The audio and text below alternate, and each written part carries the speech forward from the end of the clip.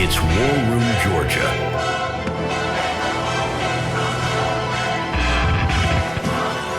With Antonio Jones.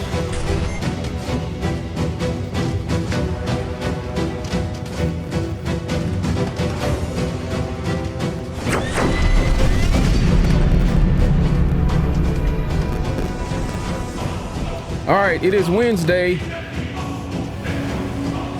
May 20th, 2026. You're live inside of War Room Georgia. I'm your host, Antonio Jones. We got a great show lined up for you guys today. The aftermath of the primary that is in Georgia. And we'll get a little bit, I guess, into this Thomas Massie thing that happened. Make sure you guys like, share, and subscribe. We may have a surprise pop-up guest that's going to join us to talk about Georgia politics and the path forward for the future. All right, guys, so quite a bit going on. Didn't really have anything formal for today's show. We've been doing so many interviews and just kind of into the weeds of a whole lot of things that are going on in our country and just trying to get dialed in to make a difference. I saw a real interesting video today on X, and basically what it was, I don't know if you guys have saw this, but it was this video of a praying mantis, and they poured water on this praying mantis, and this parasite something started to come out of it. And I think the whole thing behind the story is these parasites get inside of these praying mantises, and they kind of take over the brain, and they start to use the body as a shell to get them back to a body of water. So when I saw that video today, and I don't know if we re-X'd it or not, I just kind of thought about the state of politics and maybe even the evil in the world. There's a lot of infighting that quote unquote happens inside of the Republican part of things. But I think that the party has been taken over by people that are parasitic in nature. And then the grassroots, the patriot, Christian conservatives, we're like that water being poured on the praying mantis, which is like a shell of a situation right now. And we're fighting to get rid of these parasites and get them out of our party. Because eventually the parasite kills the host and the whole thing ends up dying. And I hate to go off on like some analogistic jag about what I believe is going on in our country and in our nation, and particularly inside of, we know the Democrat Party is full of corrupt actors. So I don't like to spend a whole lot of time on that. We have to focus on getting our side of the football together and our team in order and in check. And if we don't do that, then we're just doing our situation a huge disservice. I've never seen a football game or a basketball game or a volleyball game where the fans from one team decided, you know what? I'm going to get out of these stands. I'm going to go to the other side and start yelling at the players on the other team about what they're not doing. We're supposed to have charge and power over the people that represent us. And I know everybody's not meant to run for office and step up in that capacity because it's a huge sacrifice. And I appreciate the people that have done that have carried the torch leading up to now, whether it's the 2A movement, people that want a better education, people that served in the military that fought for our country, who laid the groundwork so that we could have a nation, a free nation, a sovereign nation that's connected to free will. See, we have a covenant form of government, and I know it's a constitutional republic, but it's directly related to our rights are given to us by God. And that's why sovereignty is so important. You know, we're not guilty for the sins of our father. And that's why God gave us sovereignty. And that's why America has been so great, because it's based on free will. This is not by force. And that's why Christianity is the great equalizer, as my co-host today always says, because it's not by force. It's based on love and the fact that Christ came here and gave his life for our sins. So following him is not by force, because imagine, trying to make somebody love you. That's not real.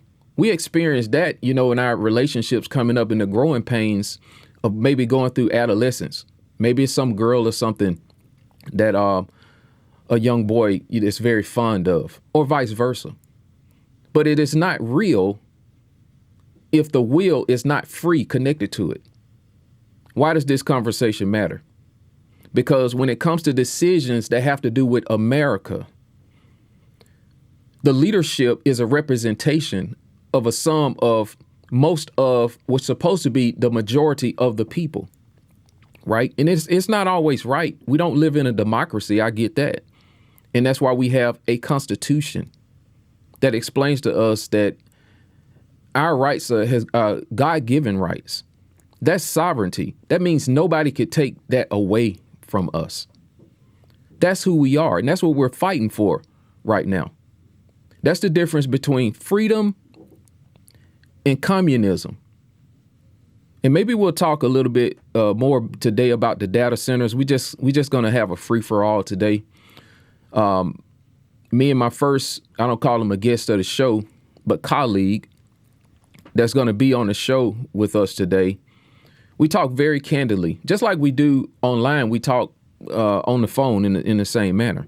We have a lot of the same concerns. So we want to bring some of that conversation to the airwaves and just, and we're going to open up the phone lines too as well.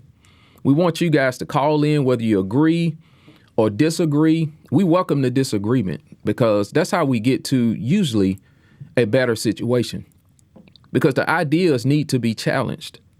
They should be. But sovereignty and free will is the battle of our time, and it's been going on since the garden. We must be responsible for our own decisions, and our leadership must respect that. The decisions need to be made on behalf and because of the American people and what they want. And if it's like a consequence or two down the road about a decision that we made, then we can look ourselves in the mirror, and we just might have to deal with the choice that we made. How about that? All right, guys. So my first guest is coming up, Roy Hambrick, Small Town Underground, right after this. Going downtown in the middle of the night, we're laughing and I'm joking. The situation it turns into, every country in Europe gets their own king, and each king gets to decide what's going to be believed in his kingdom. It's called the Treaty of Augsburg of 1555, cuius regio, ius religio. So each king decides what's going to be believed in his kingdom. And if you don't believe the way your king does, you're persecuted and you flee. And so you have England was Anglican, Scotland was Presbyterian, Holland was Dutch Reformed, Northern Germany and Sweden were Lutheran, Switzerland Calvinist, and of course Italy, Spain, France, Austria, Poland Catholic. But then you begin to, they're still top down though.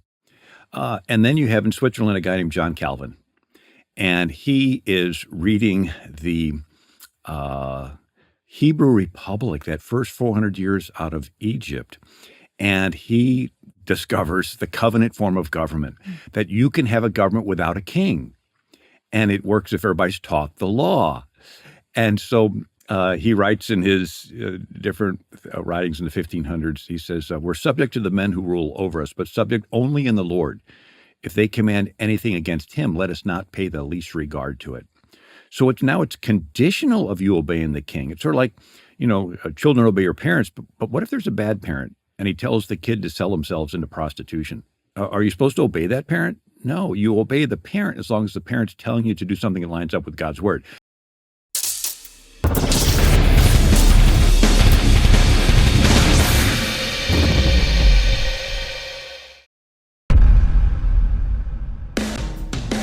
War Room.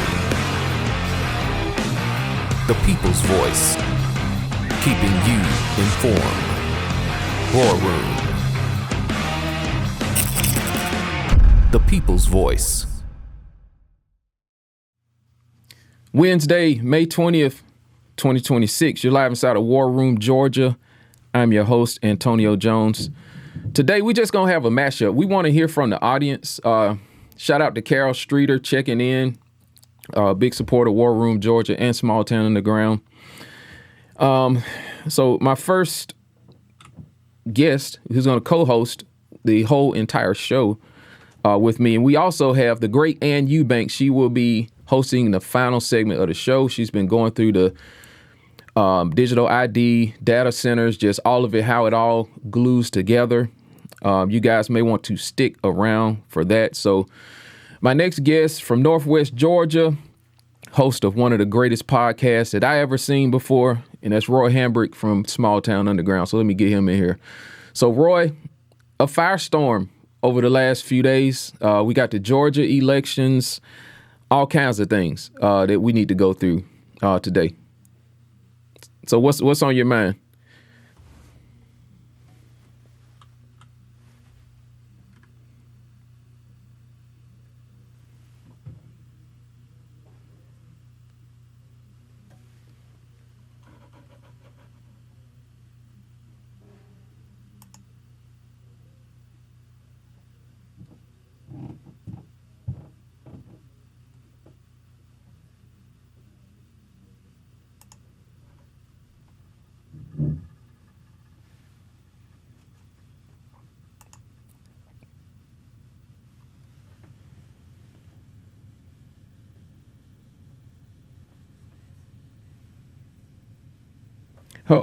Hold on a quick second. Was somebody saying that they can't hear you for whatever reason? It should be. I can hear you just fine.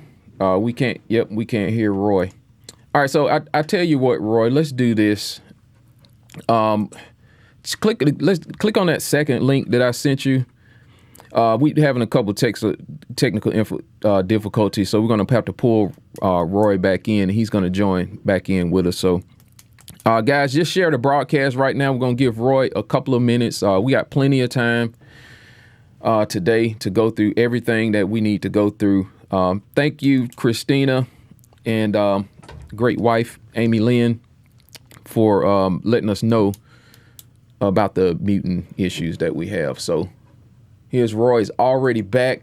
That was pretty quick. So let me just get these one other thing updated, and then we'll get right back to it. All right, so Roy, we got you back. Let's see if this thing here works. All right, can everybody hear me? Everything good? What about now, guys? Give us a thumbs up. Let us know if we can hear Roy or not. I know what it might have been, and we'll have to try that connection again because our other guest that's coming up, I want to make sure that you're able to be on with them. Because I tested out earlier, shouldn't it? Okay, Christina says she can hear. All right, go ahead with it. Roy, you was on talking about you had a relationship with Marjorie Taylor Greene, so give us a restart. I'm just like everybody else, still processing everything. Trying to separate my emotions from what was actually happening. I started with going back to Marjorie Taylor Greene, who was my congressman, woman who was supported, had a relationship with. We battled hard for her, and even the last couple of years where I couldn't even get a phone call or even a letter, or a response back to her, I never really took that too personally. Her voting record was what mattered to me more than anything, and I knew I didn't have to worry about her.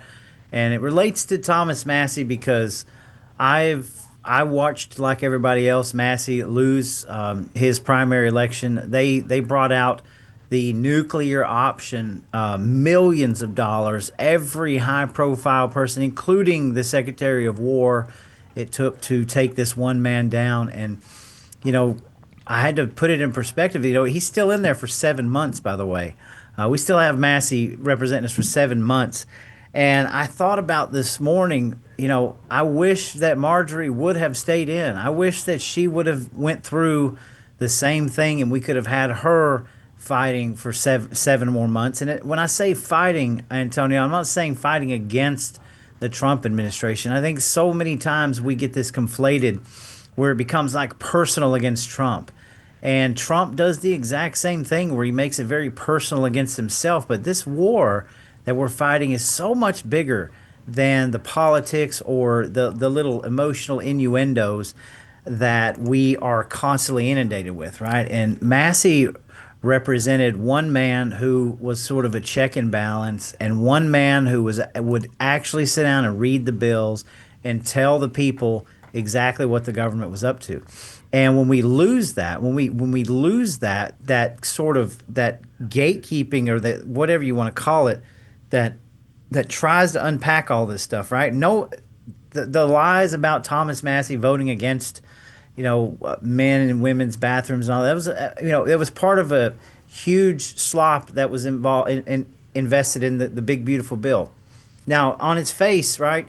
Of course, we support Donald Trump and we want Donald Trump to have his big beautiful bill, but the fundamentals is that we try to change this political clown show, this system, and the big beautiful bill is how it works, and it's fighting fire to get fire, right?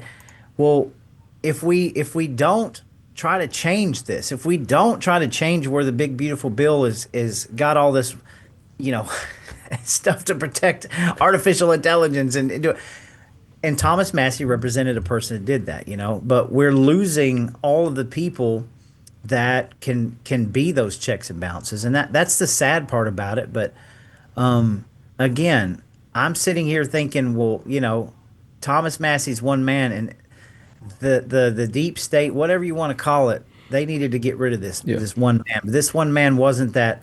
He was one man out of 435 of these people, and I think we've got to highlight that. Yeah, we're hung up on one man here that spent millions and millions of dollars. We still have 70 to 80 Republicans that vote against Donald Trump every single time a bill comes up. Yeah, so I agree with you. Massey was one man, but he was one man who represented a whole bunch of different sovereign voices. So when I opened the show up, I talked about free will and sovereignty and how this is tied to God-given rights. And at the point where we have too much dictation of those things and want to go after one guy, see, this is not just going after one guy. And I know you understand the point of this, but I just wanted to lay this out with my sovereignty philosophy today, or whatever we want to call it. But Massey represented a whole bunch of people. And like you said, Massey would explain the bills, get the information to the people so that the sovereigns can make the best choice. And they say that the voting went up 357%. And we can get into like the clown show part of this, Roy, where all of this money is being spent where all around the country we're losing like PSC races and stuff. We can't get any money to trickle from the top down for state governments. But we got big lobbies and like George Soros, they seem to be able to get money to their candidates. But we will spend millions of dollars, Roy, millions, to fight with somebody in our own party about something, so minuscule in my opinion. This comes down to the Epstein list, the fact that he was a part of the discharging of those files, and that he's someone who will speak truth to power. We need that. We have a representative form of government, and the founders gave us three branches of government: legislative, which is our representatives; the judges, which is the judiciary to interpret the law; and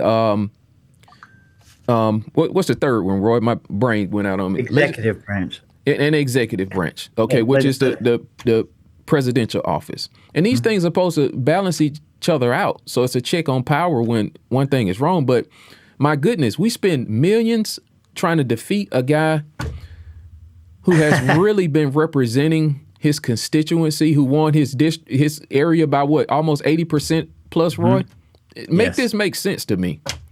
I don't think that we're going to make it make sense, and I want to focus my part today on the conflation of everything, because think about this here.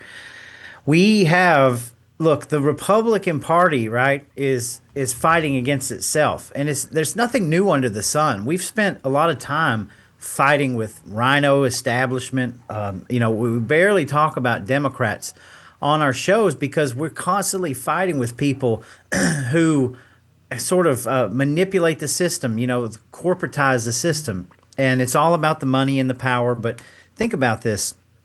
I'm not the person out here that's calling people like me morons. I'm not the person out here who's driving votes away from, Republicans. Donald Trump, this is a man who started this war with Massey, and you might not agree with what Massey's done. I know the argument where people say, well, Massey, he could have supported that big, beautiful bill. And I get it. Massey is the most principled conservative that we have. And I can go back and be honest, even during the big, beautiful bill, in that whole period, I was a little uneasy because I don't know if I could have been that strong and said, no, I'm gonna vote for this bill. All right. I'm talking about myself here. Thomas Massey is one of the most he will not cross that line. And so that's what started costing him. And we're talking about one vote out of hundreds of votes. So, but that's the crazy part about it is the way that Donald Trump has handled this whole fiasco, whether it's the Epstein list or the multiple tweets calling people morons, basically telling people like me that I'm not worthy to be in MAGA. All of this stuff, when he goes up on TV, and we all know how he speaks, and he says something like, well, I'm not really concerned about the Americans. I'm concerned about Iran not having a nuclear weapon. Look, I get it. He speaks off the cuff. I don't take it personally. But at a certain point, when you use that kind of rhetoric constantly, you're the one that's driving the wedge between people all in the Republican Party when it comes back in November. I mean, they didn't even have to go that hard against Thomas Massey, but think of the providence of what they did and how much money that was spent. And when the dust settles and you look at it and you're like, wow, yeah, this was a pretty coordinated attack to buy that seat, and it happened right before our eyes. You can't deny the providence behind that, Yeah. So I want people to understand that it's a conflation. It doesn't mean that I'm not supporting Donald Trump or anything like that, but you have got to get past all the smoke and the mirrors and see what this really is. Yeah. And I think anytime that someone stands up against whatever the system is, this is antithetical to free will, the will of the people and the people's voice. Because remember, Thomas Massey represents a whole lot of constituents up in Kentucky. They sent him there for a purpose. And if they didn't believe that he was doing the right thing as far as the Epstein files or the votes that he's taking, then it should be up to them to take him out. We got more right after this with Roy Hambrick. You guys stick around and make sure you share the broadcast.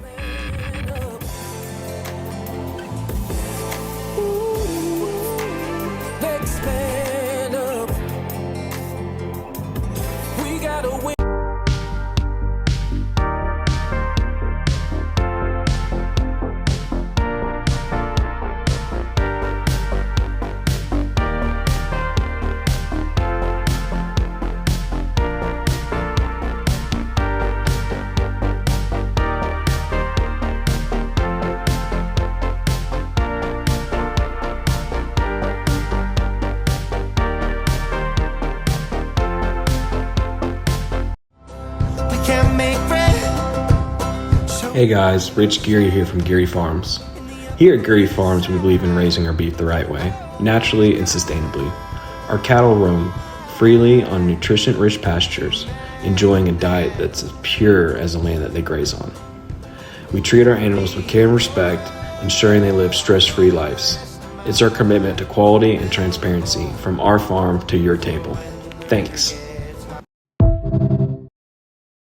Accelerate your business goals and brand presence on the World Wide Web by logging on to safewayhost.store to purchase domain names, web hosting, email hosting, SSL, and more. We have 24/7 customer service and support available to our clients. Get started today so you can achieve your business goals by increasing your web presence. Log on to safewayhost.store today. That's safewayhost.store. Hey everybody, this is Roy Hambrick, from Small Town Underground. This is Colton Moore, and you're watching War Room with Antonio Jones. Taking on the establishment head on. It's War Room Georgia with Antonio Jones. All right, guys, we are back. Head on. If I can get this audio right, we'll be good. With Antonio Jones. Make sure you guys share the broadcast. We talk about several things today, and before the break, we're talking about the race up in Kentucky about Massey and how all this ties to sovereignty, free will, and the will of the people. And when we think about representation and what the founders intended for our country, it was just that. And anytime that the peoples are not satisfied, with who their representatives are, we believe that it's up to them to remove that person, and that's why elections are so important, and making sure that we have secured elections that are not rigged. So my next guest is running for lieutenant governor, and he is now in a runoff. Let me get him in here because he's working with a limited amount of time, and that's Greg Dolezal.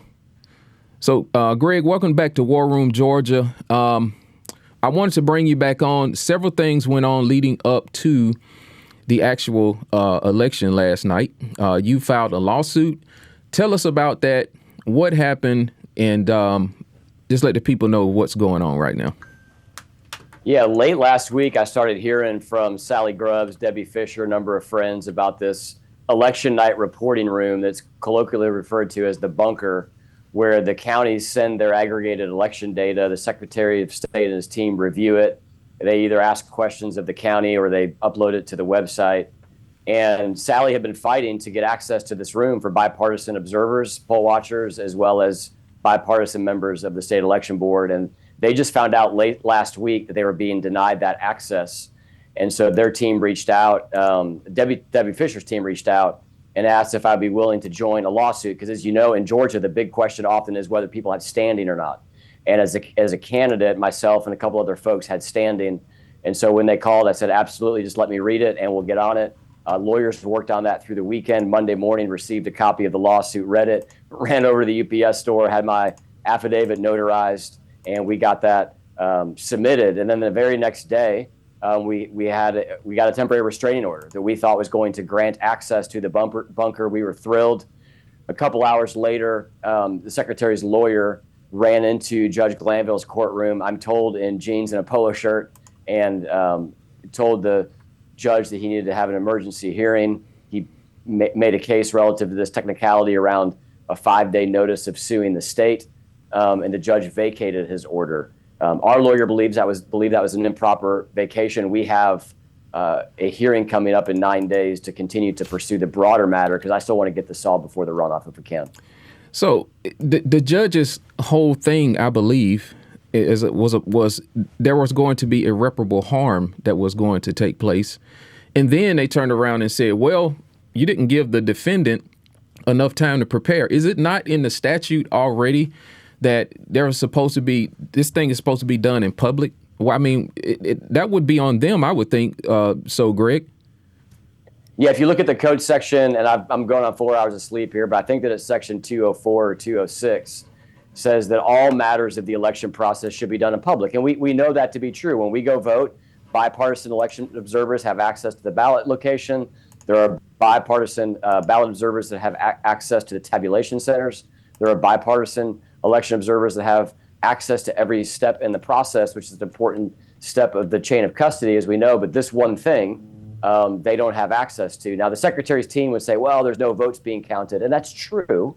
But this is a part of the process. And so, I come back to, if there's nothing to hide, what's the big deal if there's a bipartisan election observer in the room watching that process? And so, yes, I do believe that we'll prevail on the same grounds that caused the temporary restraining order to be put in place originally, but we'll find out in about a week and a half. I got you. All right, so right now I'm going to try to pull in Roy back in. So, guys, you're going to have to tell us, can you hear Greg, Roy? Hey, Roy, good to see you, buddy. You got your mic turned on and up, Roy? All right. Can you hear him, Greg? I cannot. Can you? Okay. All right. So we're gonna switch gears. I'm gonna bring Roy in by way of telephone. So, Greg, tell us about the you're advanced now into the runoff. Tell us what was going through your mind as the numbers were starting to come in last night. We always viewed this race as a fight for second place. We knew that with 40% of the voters walking into the election booth undecided, that they were going to see the name John F. Kennedy, and that was going to give John a boost. And so we always thought that it'd be a fight for second place. And there were great conservatives in this race. You know, Blake Tillery's done an amazing job as the appropriations chairman in the Senate, ran a solid campaign, really built a ton of grassroots support in Middle and South Georgia.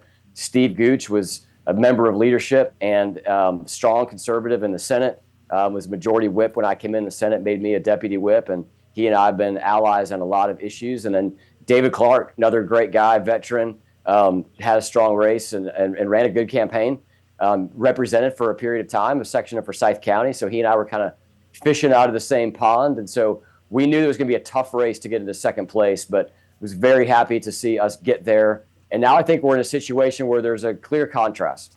John and I, John's a friend, John Kennedy and I, he was my assigned mentor in the Senate. But we've got a very different voting record. We've got a different leadership style. I think that we've got a different plan for the future of the state of Georgia. And so the voters will have a choice. I'm hopeful they come our way. But we've got 4 weeks to make our case, and John's got 4 weeks to make his case. And I look forward to a spirited, issues-based campaign that gives the voters the option to determine which path they think is best for the future of the state Senate and ultimately for the state of Georgia. All right, got it. All right, so we're going to try this again. So joining us by phone this time is Roy from Small Town Underground. Can you hear Greg? Can you hear us, Roy? Yes, I can hear you guys. Can y'all hear me? Yep. All right, Roy, go ahead. Take Wonderful. it away, Roy. Jump in here, man. Yeah, first off, I want to say congratulations, Greg, for making the runoff. We were all watching every race last night. It has been one heck of a haul watching all this play out. Honestly, I wasn't even on my radar that Mr. Kennedy would receive that many votes. I mean, up in Northwest Georgia, nobody's ever even mentioned the man's name. Secondly, I wanted to tell you how much that we, the people, appreciate what you and Chris and Miss Gambrell had done to act as quickly as you could to try to secure, some eyes in the polling. That was one of the most insane things I'd ever seen, and I just appreciate you and the other some other candidates even spoke up about it. But I feel like this is absolutely insane what we're seeing play out here in Georgia. And but yeah, like I said, man, thank you for that, and I'm excited to see you in this runoff. So yeah, I think no bones about it. Greg, you put a massive amount of pressure to force guys in front of cameras to talk about the issues, and I think that's very important in the work that you've been doing. But I mean, you've been kind of putting it out there since 2020. We've talked on and offline a couple of times, and I was just telling you were one of the guys I saw in one of the hearings right after 2020. So you stood up then, and you've continued that. You have a great Liberty score in the aggregate. For those who don't know what that is, that's where they take all the legislative scores and they add them up to see where a person is voting more conservative, for small government, for lower taxes. Greg is in 80+ percentile of that, and that means a lot to maybe some guy who may not be keeping up with everything. It's at least a metric by a few trusted people. So the people are watching that. There will be more pressure on guys moving into this next legislative and gals legislative session about their voting score and what that means to the people of Georgia. So we appreciate that. So you got anything else, Roy? No, just just give us a little bit of insight, Greg. We know you're going to be busy, so what should we be looking for in the next couple of weeks with you?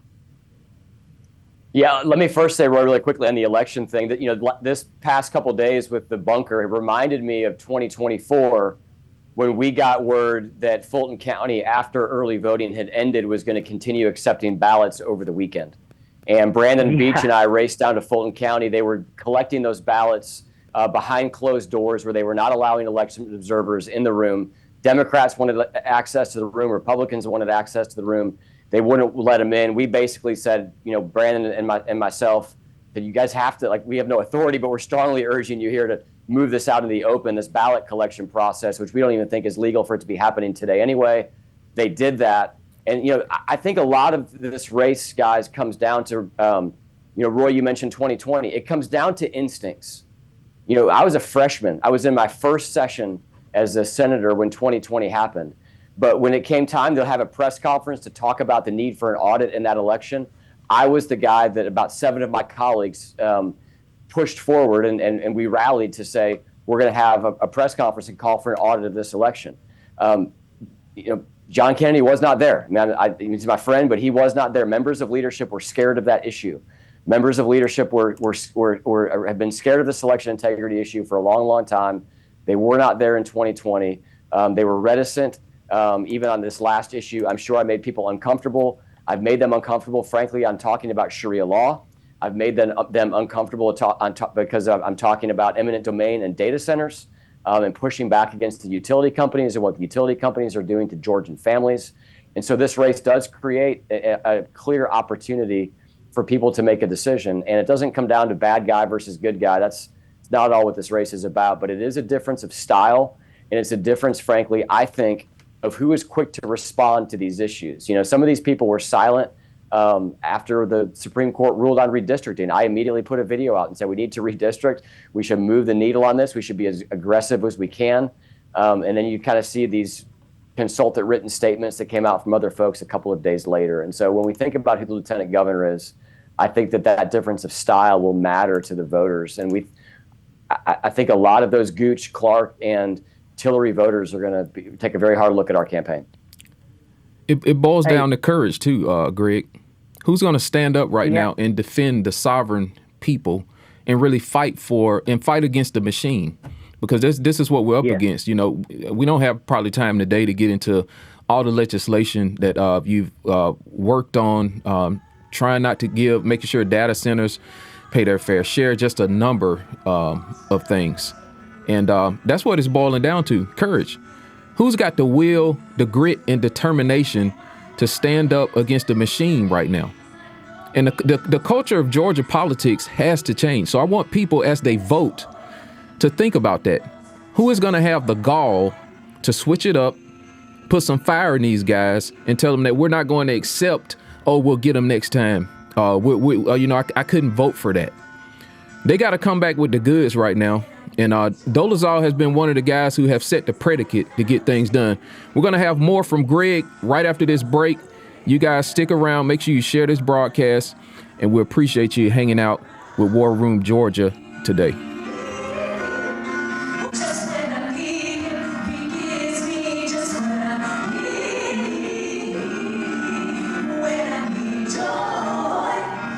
Divine inspiration. You talk about covenant. Can you explain how covenant is connected to American law?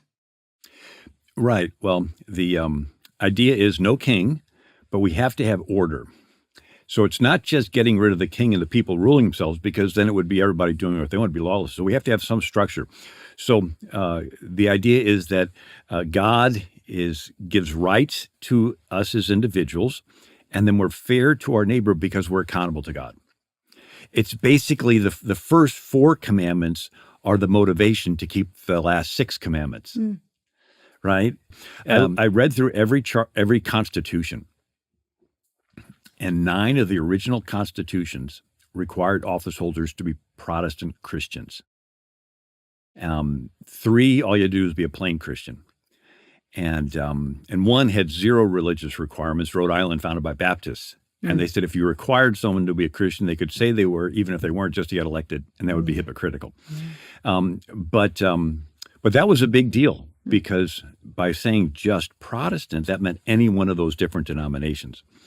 But Ben Franklin signed Pennsylvania's Constitution that said every office holder had to believe in God, the creator and governor of the universe, the rewarder of the good, the punisher of the wicked, and acknowledge the scriptures of the Old and New Testament to be given by divine inspiration.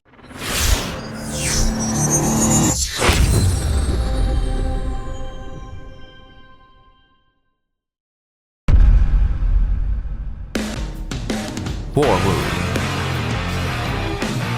The people's voice. Keeping you informed. War Room.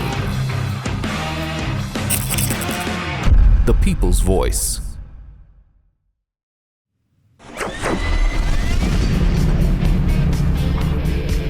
All right, guys, Wednesday, May 20th, 2026, live inside of War Room, Georgia.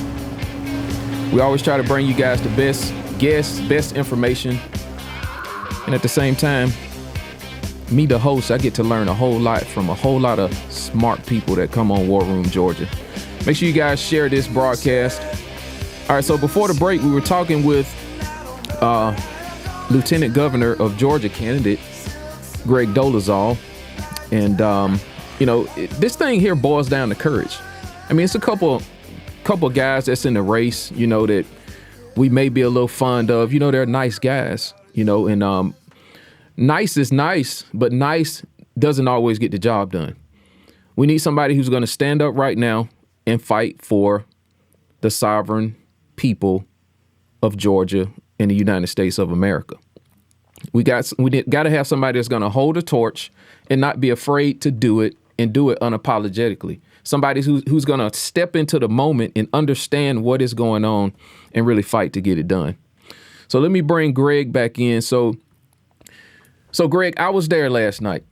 I mean, you had a jam-packed standing room only watch party last night. So put people in the room last night. What were people saying to you last night as you went around the venue? Antonio, it is the weirdest thing to walk into that room as the person that people are there to support, because you're just so humbled. You've got family, you've got friends, you've got people that I get emotional talking about it, but you got people that have really given a lot, time, treasure, resources, their reputation, and you don't know what the night holds. I mean, you could all walk out of there disappointed. You could all walk out of there excited. But for me, it was an opportunity just to thank people and let people know that, and I said this last night, this is bigger than me. This is bigger than anybody in this room. This is a recognition of the reality that America has given rise to the greatest experiment in self-governance in the history of humanity. And on our 250th anniversary, I believe that we're in a fight to ensure that we make it to 350 and 450. And that's why my wife and I decided to get in this race. We think that we're in a fight to save Western civilization. I think that the mass immigration into America has threatened the fabric of our culture and our society. I think that the rise of Democrat socialism is a threat to the foundational values of God-given inalienable rights and the concepts of liberty and free markets. And so we're willing to fight to the bitter end. And so, but last night was just so humbling, man. But yeah, it was buzzing. Nobody saw the Burt Jones lead come in the way that it was coming. That was a surprise of the night. Everybody was watching the Dooley Collins, Buddy Carter dynamic to see who was going to get in the runoff there. We saw a couple of other races that were surprises, and we were watching all of those races. And it was a fun night, man. It was so great to have you there and a number of supporters from all over the state. So thank you. Got it. All right. So shout out to Christopher Lee Rayleigh. He's watching, and we'll make sure we announce how to go and support Greg because he wants to know how to donate to your campaign. So Roy Hambrick, you had a final question that you had for Greg. Go ahead and jump in. Yeah, I mean, I just wanted to pick your brain while we had the opportunity. The dust is settling. We know now what direction we're going in with November and June, but we also have a special session coming, which the governor has called, and it's going to be addressing the QR codes as well as redistricting, and I know you're going to be a part of that. Can you kind of update us on, your overall view of this, what you think is going to happen? What are you looking at with that? The way that we ended the legislative session on the QR code question was the Senate had passed my bill, which was that we believed that we should do everything we could to get on paper ballots by this November. The House passed a bill that got us there after the November election, and then we were essentially nothing passed. And so that necessitates us to do something. My posture and position has not changed. I think that the House probably is going to have a similar posture and similar position. So it's going to be a negotiation to see ultimately where we land on that. a little bit more clarity on the redistricting issue, because I'm in a little different posture. I wanted to be aggressive on redistricting and pursue every legal avenue to do it for 2026. The governor put specifically in his call that it will be maps for 2028.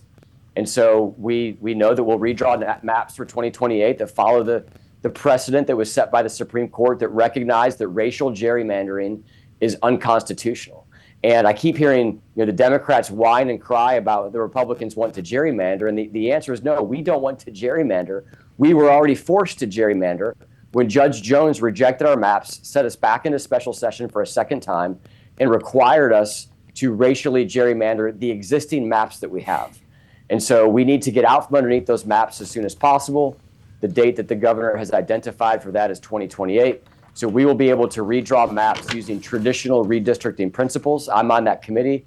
I look forward to that process, and that will be a fair process that will be led by our chairman of the Senate, Mike Hodges, who will do a great job, and the House will do their work as well, and we will get to a set of maps that we believe all Georgians can be proud of. All right. Great. Well, Greg, appreciate it. We appreciate your time today and stopping by with us. Tell people how to follow you, how to contribute to your campaign, and all of that, and when the next voting day is as well. Yeah, first and foremost, we're 4 weeks from yesterday, so June 16th is Election Day.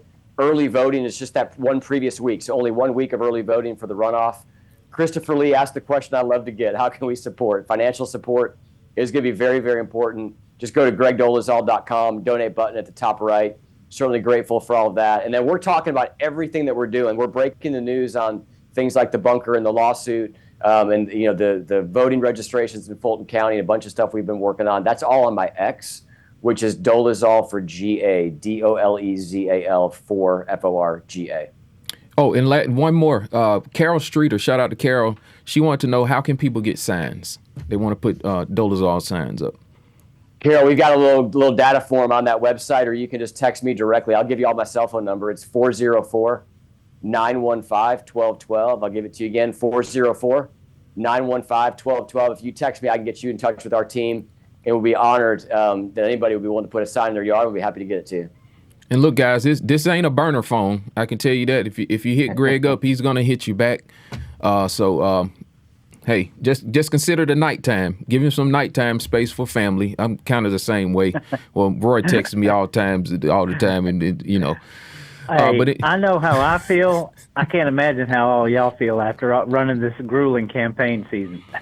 Yeah. Well, every time Roy wants me on a show, he's like, "How about 9 o'clock?" I'm like, "Can we do 8?" I'm not going to bed at 9 o'clock, man. I hear you. All right, but look, we appreciate it, Greg, and we'll have you back for updates or what have you. So do your thing, man. We appreciate you standing up for the people of Georgia. Thank you, fellas. Thanks for fighting for us. All right. So that's Greg Dolezal, guys. So we're gonna switch gears here. We're gonna get Roy back in, and then we'll get our next guest up. So, Roy, if you'll pop on. Matter of fact, go ahead and pop on the other deal, Roy, and let me see if I can get the other guys in. For some reason or another, I don't know why we couldn't get this other thing working here. So, guys, make sure you share the broadcast. Trying to do multiple things, because usually when we have a guest, just to give you a little bit of background what's going on here, it's like one guest on a Zoom, and we can do as many subsequent guests, in line after that. So we're trying to integrate another program, so if we have two different people in two different places, we can have them on basically at the same time. So leading up to my next guest, we got to get the youth involved. So how do we do that? That's I don't want to say it's a heavy lift, but a lot of times, the young cats, they just see, politics as, hey, this is an old person's thing. I don't need to get involved. It's boring. And, the table has already been set. We're not going to be able to make any difference or anything like that. That couldn't be further from the truth, but I could understand why they may be feeling that way, because, they see a lot of dysfunction in the party. And I'm not just saying like the debatable topics or whatever. They see a lot of dysfunction, a lot of people possibly getting shut out and everything like that. And a lot of them don't want to be a part of that. They just don't. And on some levels, I can't blame them. We see what happened with Massey up in Kentucky. His constituency voted him in by 80%. I mean, that's got to mean something, So Roy, thoughts and observations. Let me get Roy Hambrick back in here. So thoughts and observations. I was just saying that, Judge Regina Matthews, who is a Superior Court judge who got reelected up here in Georgia, we were going to have her on the show. We just didn't have enough time to get it done before her election. But she had put out a post and she was showing where the voter turnout for younger people was like way down. And what I'm saying here is they see a lot of dysfunction in the party. And I'm not saying the debatable points. We want to have robust debates because we want everyone's voice to be heard. But I'm saying like going after people because they have a voice or they want to actually exercise that right is kind of a clown show. So I was introduced to a couple of a gentleman from Gwinnett Republicans. They have a young Republican group at Gwinnett College. So I think it's important that we get the youth involved. So how do you think that they are viewing these things, Roy, when they see all this madness going on inside of the party? Roy Hambrick. So I want to address something very quickly, if you can separate it. Yeah. AIPAC, for example. The lid's been blown off, even out of Donald Trump, and he quotes, AIPAC is the most powerful lobby in America. And we have a general concern about foreign lobbies, foreign interests. We know about dual citizenship, all these other things. And when I say that, I'm not I'm not an anti-Semite. I don't have a problem with Israel being our greatest ally and all these things. What I have a problem with is how the foreign influence of other nations are dictating our government policies and principles. We saw this in the Massey campaign, right? Millions and millions of dollars and outside influences. And so the younger generation is the providence off of all these things happening. The younger generation is they're already rejecting this. We see all these candidates around us that are being propped up by big corporate money lobby groups such as AIPAC. We've seen the gambling industry that has put in millions and millions of dollars in all over the state of Georgia. A lot of the younger folks are looking at this, scratching their head going, this is not the way that it's supposed to be. And so as we gear up and get these people more involved in politics, people that are younger and smarter than us that are going to enter in, I don't think that they're going to follow in those same footsteps. And I think that terrifies the establishment, that terrifies the future of what these things are. TPUSA, for example, if you imagine, I imagine that Charlie Kirk would have been out there, whether Trump or anybody loved it or hated it, would be out there supporting Thomas Massey, yet TPUSA would not even endorse Massey, and they've clearly been kind of bought and paid for by these lobbyists. The younger people are just not going to accept that any longer. This is the very epitome of what we've spent years fighting against, right? We don't want our leaders to be captured by government corporations and lobby groups that are all wanting that, they're not going to stand up for that. And I think that the deep state knows that is a changing tide. Yep, I couldn't agree more. And it goes back to my opener. It all goes back down to sovereignty, and the free will. And I also made a statement in the opener, if the people of America, if their voices have been heard and they decide that they want to drive the country off into a ditch, then they could live that consequence that they actually decided and not have some other entity make a decision for what their fate is going to be. And that's how I see it. And that's the way God set it up. That's why he gave each one of us a soul. And we cannot be held accountable for our parents' decisions. We have sovereignty. And once we're responsible and we have that free will, but what comes along with free will is a lot of responsibility. And I don't want to be responsible for what my neighbor is doing next door at his house, even though, there are some issues here, but not to get too personal. But I think you guys get the point, Roy. Sure. So no, I agree. Go ahead. So I'm going to have to try to pull the guys in. I don't know if Brady can hear me. I had to send them another link to the email. Can you guys hear me, Brady? Can you still can't hear them, Roy? No. Okay.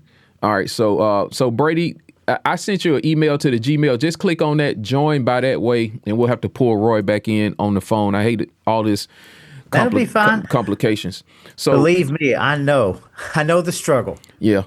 All right, guys. So as we get things switched around, we'll wait for Brady and them to log in via the Zoom link we just emailed them, and then Roy's gonna rejoin us by phone. So it's kind of wild right now. We appreciate you guys' patience, but sovereignty and free will.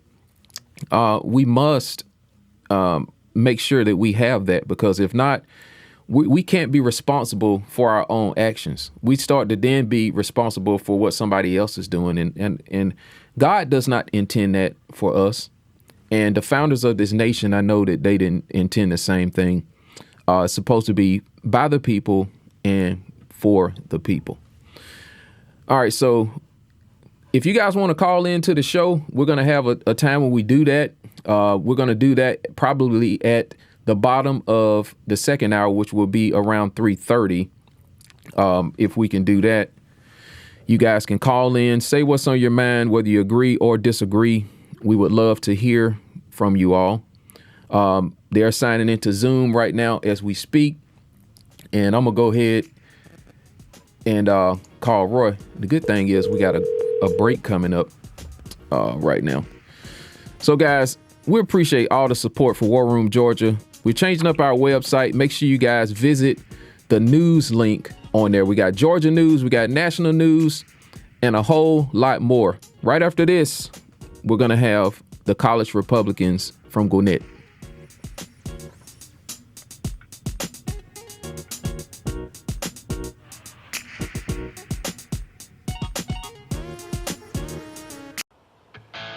Has this trial changed your opinion, even caused you to waver or question that at all? No, it's actually caused me to support him more. I just don't believe there's a coincidence that we have a trial happening in Atlanta. We have one happening in New York. So the question people are beginning to ask themselves, like I did, is like, why now? I just go ahead and say, I'm going to support Trump. I mean, it's obvious. But he gave us 4 years of peace and prosperity, a secure border, no new wars. And one of the biggest things that speak to me as a business owner is the border. I mean, inflation, we have more dollars chasing less goods, and an invasion also is another form of inflation, because we have more people that are needing, less products. Distance. First of all, just tell us how you got to this point. I mean, you were a Democrat at one point, you voted for Barack Obama, and then in 2019, 2020, you started to wake up, and then you said in 2020, you ended up voting for President Trump. So pick it up from there, please, and just tell us what led you to start a conservative podcast and write this inspiring song, and kind of how God played a role in all of it. Okay. So the song is actually a remake from the Hercules movie in 97, originally performed by Michael Bolton. But we've always had conservative values in our family, and doing the BLM riots is what made us start kind of watching a whole lot of things online, just trying to see what was going on. And we started to notice, discrepancies in the narrative that they were crafting. And we came across a podcast, and we were just kind of listening at the values associated with the Democratic Party. And we was like, this stuff doesn't align with us. It was actually my wife who had came across one and listened at it together. And from that point, we never looked back. We started voting Republican. I want the audience to know that we do have some brave souls here in Georgia. We appreciate everybody that's engaged in the election integrity battle. I mean, you've got Garland Favorito, you got Phil from the Mad Liberals, David Cross has done some things. Kim Brooks, shout out to the Georgia Nerds. I understand that the Secretary of State is a huge problem, but I want you guys to remember this. He is a symptom of the problems and issues that we have here in this state. What happened that led up to the events of the FBI actually coming to your home, knocking on your door, and also support good candidates and get involved. Find you a good church that's teaching the Bible. Antonio Jones takes over in 60 seconds. Make sure your volume and everything is right. Taking on the establishment head on. It's War Room Georgia with Antonio Jones.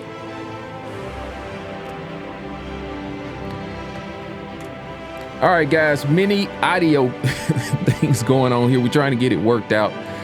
So now we got the guest on. They can't hear us, but we can hear them. Yeah, I'm not hearing them. Which is super strange. So basically we had the college Republicans of Gwinnett County want to bring them on here today to be able to have a conversation with them. Maybe we put them on the phone line, Roy. I know it's a lot of switching around. Goodness gracious. So I'm gonna reach out to them and say I'm gonna call them and we'll just have you on video. I couldn't get these guys on screen, but that's what we'll end up doing. So I wanted to have the young college Republicans to come on here. These guys are very American first. They're dialed into all of the different problems and issues that are going on just everywhere. So I wanted to bring them on so we can let their voice be heard and just kind of hear from them directly. They have a group and everything like that. So I'm going to call them by way of phone and we'll work it out that way. Hello? Yep. All right. So we decided to go ahead and just call you, Brady. I don't know what's going on with the video side of this situation because we didn't want to miss an opportunity to have you guys on here and let your voices be heard. So the College Republicans, what's the official name of your organization and why did you guys get it started? So we are actually the College Republicans at Georgia Gwinnett College. And overall, primarily the main focus of the organization and student registered organization at a whole is pushing the America First message. There were previous chapters on the campus, but just due to the campus climate, unfortunately, everyone among the right wing, if you're a conservative, a Trump supporter, what have you, anyone on the fringe, your voice does not get heard at all and is ultimately suppressed. So I took it upon myself when I got elected president to not only unify the people that were already under us as a collective in terms of that messaging, but also recruitment as well, to let everybody know, not only on campus at Georgia Gwinnett College, but within the Gwinnett County area, Lawrenceville area, what have you, that there is a right-wing voice for them and it won't get suppressed. Because on campus at GGC, I know that you alluded to it earlier, and among others on your show have alluded to it earlier in terms of guests, there is a Young Democratic Socialists of America organization, RSO, group on campus, and it openly gets promoted along with the GGC Democrats. So that pretty much just gives you the summarization of it all. There is a abundance of far left and left voices, and there is no type of voice among the right wing at all in terms of student body or local people as well on top of the campus. So the entire campus, you're having a whole entire political demographic just getting suppressed.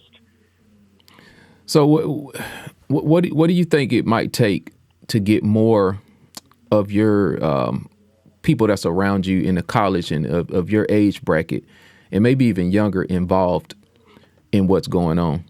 And I understand the suppression part is because the colleges, a lot of them, not all of them, but a majority of them, they have a left-wing agenda and it's all politically driven.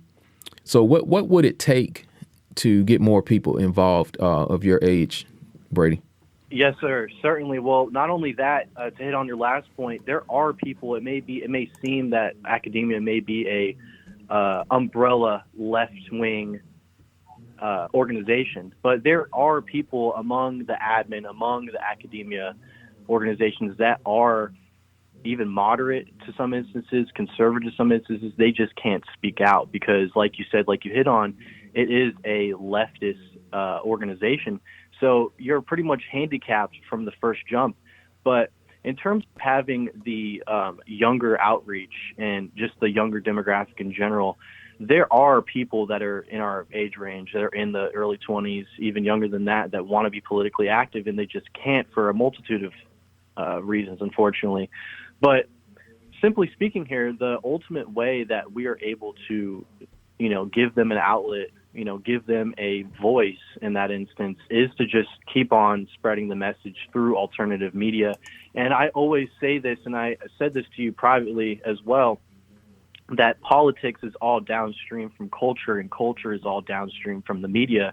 And we could all come to the common agreement that the media has a monopoly on it. And there are alternative voices among the right that, like I said, may have gotten suppressed and have gotten suppressed as well.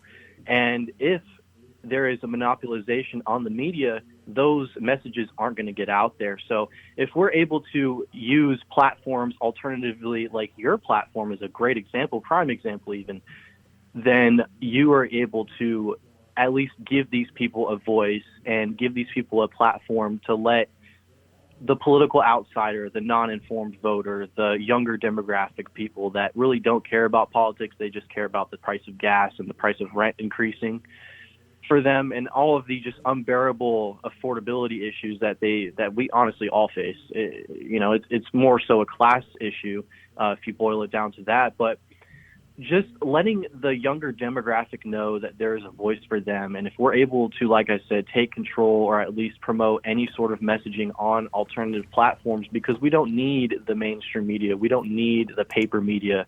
This isn't the early 2000s or the late 90s where you have to write an op-ed to get your message out there. You're able to push your message out there on a wide variety of platforms in the current year. And I do believe that is your best method to at least not only get your message out there, but to get a wide collective under you as well. So you mentioned quite a few things of concern as far as, like, I guess amongst the youth, the affordability, maybe being able to buy a house one day. Is that amongst the prioritized concern that people of your age group may have? Or what are some things that you're hearing that they may want to see different, even people that may not be in the organization? But what are you hearing, like, on the streets as far as concern? Well, I could firsthand tell you from a perspective that's of somebody who has not only door knocked and done the get out to vote campaigns, done the grassroots, boots on the floor type of work. The younger demographic, the elder demographic, they're fed up with all the affordability issues. They're fed up with the typical politicians that say that they're for the local demographic and their constituents, and they get in there and they're for the donor class. So it doesn't really matter what typical age that you are able to hit across. Everybody that is a local Gwinnetian, as you say here on this platform, everybody is affected. Everybody, from the school teachers to the local businessmen that own barbershops, everybody that I've talked to that is across all different party lines, that is on different ends of the political spectrum, you name it, they are all America first in one way or another. And it's just a matter of how we attack the common problem that we could all come under an agreement on. And it's just a matter of how we actually implement that strategy to attack that problem. And to answer your question, quite frankly, yes, the affordability issues that we all face, that everybody faces here on this call, and my vice president sitting next to me faces as well, we all face these issues. And it's just a matter of actually getting these people that are in the GOP, the state GOP, these elder GOP hawks that are clinging on to these titles, clinging on to these positions of power just for the benefits that it suits them, for their own self-interests, for their own donor class interests. There is no constituency with anybody locally, anybody in the younger demographic, anybody in the elder demographic. In my personal perspective, we have to focus on the people that are here, that are graduating high school, that are graduating these local state schools here in Georgia. We need to focus on the native Georgians. We need to focus on the actual native-born Americans here that are getting displaced. And my vice president as well, Francisco Martinez, has some things to say on that. topic in that as well. All right, but Hey, how you doing? hold on, Antonio? hold it. Before you go there, Roy, you got any thoughts or observations on what you just heard? Because I saw you nodding your head and eyebrows going up here. Well, I'd like to add to it, and I appreciate you guys being on there. We desperately need young people to be coming up in the ranks, understanding the America First principles, regardless of what we have going on. I did want to touch on one thing they said. You know, this whole political structure used to be guarded by the media, and you had to work your way into the ranks. Like he was talking about, you had to create op-eds. We're now dealing in an age where normal people can have access to just the ideas of and get into the heads of other people just by doing the things that we do. And I think that we are changing that culture, because whereas so many of these things can be hidden and controlled, now they're losing that control structure. They're losing that narrative, as Hillary Clinton would say, that they desperately want to cling back to. And I think that's a beautiful thing whenever you can open up all of these doorways and bring the light in, and you're not just, they can't control us anymore. So we are peeling back the layers of like political establishment, structure, and changing that. And the young people, we're going to have to prop these people up and get them into these positions where we can truly make a difference. That's right. All right, go ahead, Francisco. We know you've been waiting to let us know what's on your mind. Hey, how you doing? So first off, I'm vice president of college Republicans at GGC. So what got me into politics was that we weren't seeing America first, especially with the demographic changing a lot, and it's affecting a lot of people, especially native people to this country, and they're literally putting them second to these illegal immigrants, the illegal demographic. So it does seem that we're not getting prioritized as Americans, but we're getting second class treatment instead of putting America first. Yeah.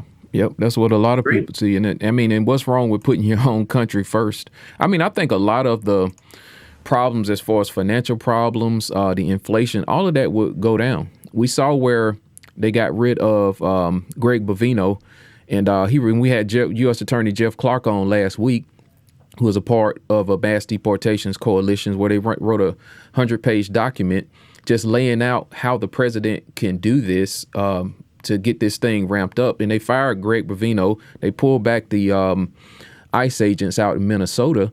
And a lot of this stuff will go away, Roy. A lot of it is a simple supply and demand. We got people here that we are subsidizing that are getting free health care, food stamps, housing, clogging up the whole system. If you want to come into America, do it the right way. Respect the law. And you want to talk about college? We're talking to the college kids in Gwinnett County. I have a daughter in college, and she's in her second year, getting ready to start, her third year.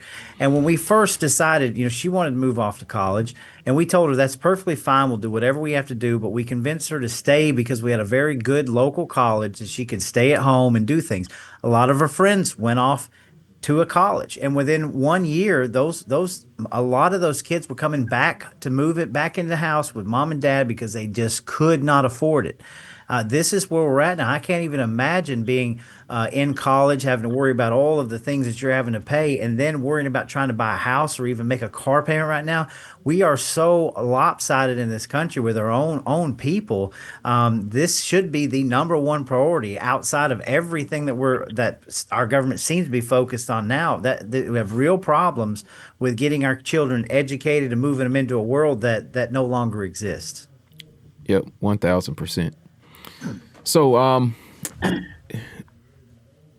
tell us a little bit more about your organization and what do you guys have coming up next, Francisco? So currently in our organization, as we start the summer semester this beginning, we're trying to get more like-minded people that actually put America first instead of having foreign entities intrude on our political stances, also in our government, whether it be federal or state level. So we want to find like-minded people who want to put America first, who want an actual change and not want, as Brady said or touched on, we don't want donor classes to be like prioritized. We want actual American citizens to get prioritized. So it's not racist, it's not bigoted as the left says.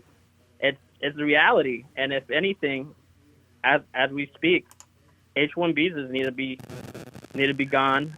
We need to halt immigration as a whole, for example. And in all honesty, when it comes to the academia level, speaking to people personally, like big name schools like Georgia Tech, they're having H-1B visa students getting prioritized and getting like top academia students put on a wait list and then getting denied. But you're having H-1B visas and not having actual Georgians put on that priority list to get into that school. So we're seeing it at big level name schools in Georgia. So on top of that, I want to also touch on how illegal immigration is affecting not just us, but the future, basically. So a lot of illegal immigration affects us in such reasons such as they do not want to assimilate. For one, they have a high crime rate. They don't provide. My bad. But they don't provide as much as Native Americans do here that put America first. So honestly, looking at the crime statistics, I also want to touch up on how Governor Kemp stopped the raid on that Hyundai plant. Yep. That's right. So he did. Oh, pardon? You said something? Yeah, no, I was saying we agree. That was a problem. I mean, if our elected leaders, that's supposed to be executive branch supposed to make sure that the laws are faithfully executed. If they are not, which makes them the senior law enforcement agency in the actual state, even above the attorney general. If they're not doing it, it's like everybody's having a free for all, and we had the biggest raid, I think, in the country, Roy, or something like that with the Hyundai plant. At the time. Mm-hmm. And then Kemp flies overseas or something to make amends with the Korean people to say this is okay. What about the sovereign people in the state of Georgia who pay taxes? Well, and this thing was sold to us, Roy, remember? Oh, this is going to be American jobs and all this other stuff.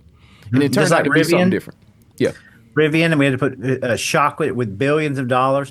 That you had this huge H-1B visa scandal that happened right here in corporate welfare, Georgia.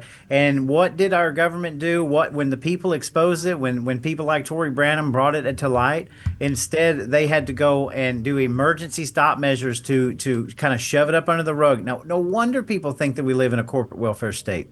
Rules for thee, but not for me. Yeah. That's absolutely true. And even the President Trump, remember I don't know, was it the Fox interview or something, some big interview he did? And he made a claim, well, people want them to go home, is what he said. And I'm thinking to myself, I mean, he ran on mass deportations, Roy. I mean, just look at some of the rallies he had. So many people supported him because of mass deportations.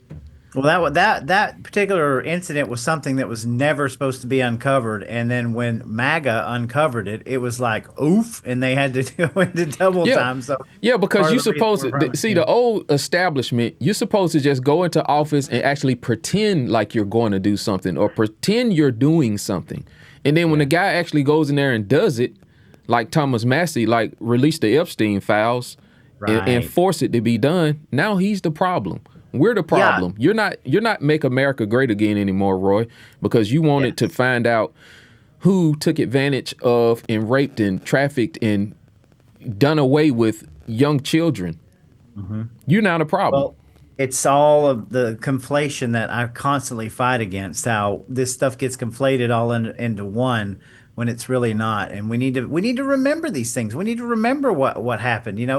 Lest we forget that what kind of craziness we went through with that Hyundai plant, lest we forget about the water fights that we had, those towns that lost 15 feet of their underground water supply, and now we've got data centers breathing down our neck. But we're just supposed to go along with this and just trust our leadership that we're doing the right thing. And I'm sorry, it doesn't work that way. You're the enemy, Roy. I'm the enemy. We get rid of Thomas Massey or whatever.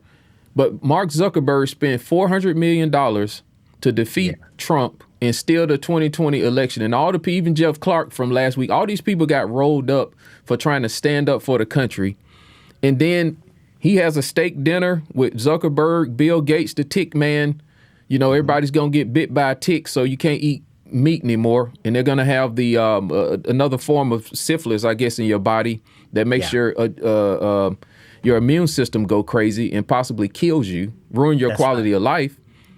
But these guys can come to the White House and have a steak dinner after all they've done. Look at Fauci. Yeah. I mean, look at the COVID, look at Fauci. We're just supposed to sit back and just keep rah-rahing about this when the statute of limitations runs out on Fauci. And poor Rand Paul. Really, I love Rand Paul. The man's been fighting for years, but it's the same thing that we've been getting since early 2025 is, hey, there might be an arrest. Hey, we might find everything from election integrity, COVID, you name it. Now the statute of limitations run out, the auto pen. We're just supposed to forget about all of these things and go, and people want to look at me and go, well, what are you upset about? Of course we're in much better position with Trump in the White House, but my goodness, where are all of these campaign promises? I'm not the one who promised these things. I'm not even sad that we're at where we're at right now, but you cannot just pretend like we've had these major victories because we haven't. Yeah. And I bring this up and these guys being on this call with us today, these guys are really dialed in on the issues, know what's going on. If you want to get an honest response, you know, I know these guys are grown men now. You know, they're kids probably to us or whatever the case may be. And I know they know that's no disrespect to them and where they are in their life right now. But if you want an honest opinion, what do? You ask a kid. You ask a child. There you go. All of these things that we've seen not get done, you can't fool this next generation. You know, these guys are out here. They see their lives and their future being ruined. And they want to do something about it. And I'm not going to sit on a podcast that go to a meeting and do a speech and lie to lie to the youth to get them to come into the party and say, you know what, let's get the Republicans and let's just vote for an R. No. That's right.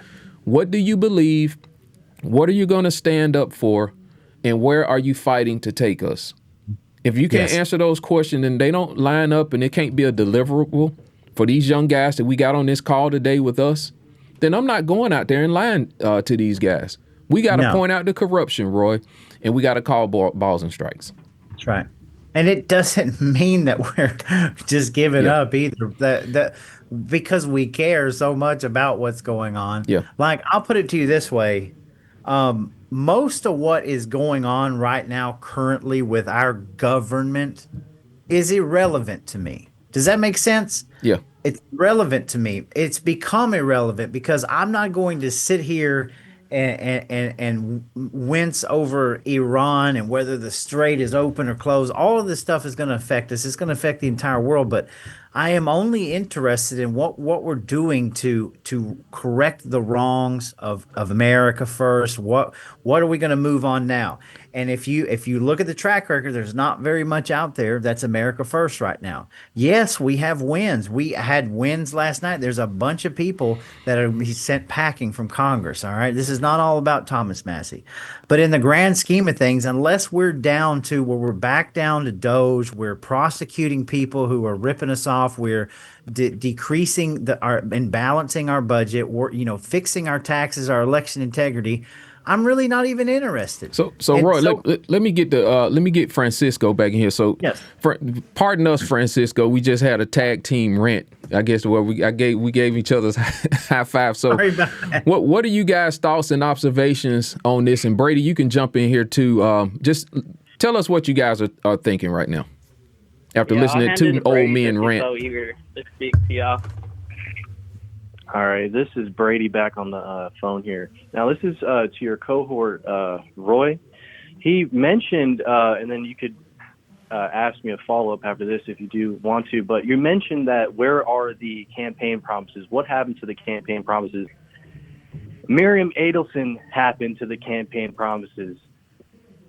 The Israel Jewish lobby happened to the campaign promises. She donated, just like she donated to Thomas Massey's rival who won and unseated him, she donated to Trump $100 million in the election cycle, along with the tech lobby and the little tech AI cohorts as well, in order to get all the defense contracts from the MIC.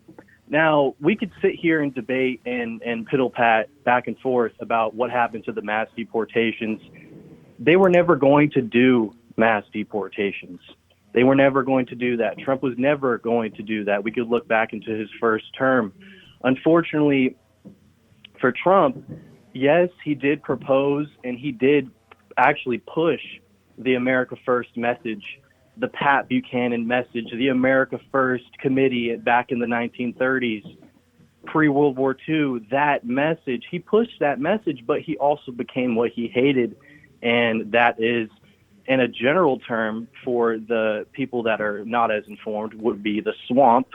But for people that, and we are on Rumble here, the people that are a little bit more informed, like us here on this call, the viewers on this program, the people that keep up with either foreign media or what have you, is Zog. He became a Zog politician, almost like every other politician that we have had ever since JFK, who ultimately opposed the state of Israel and their illegal nukes.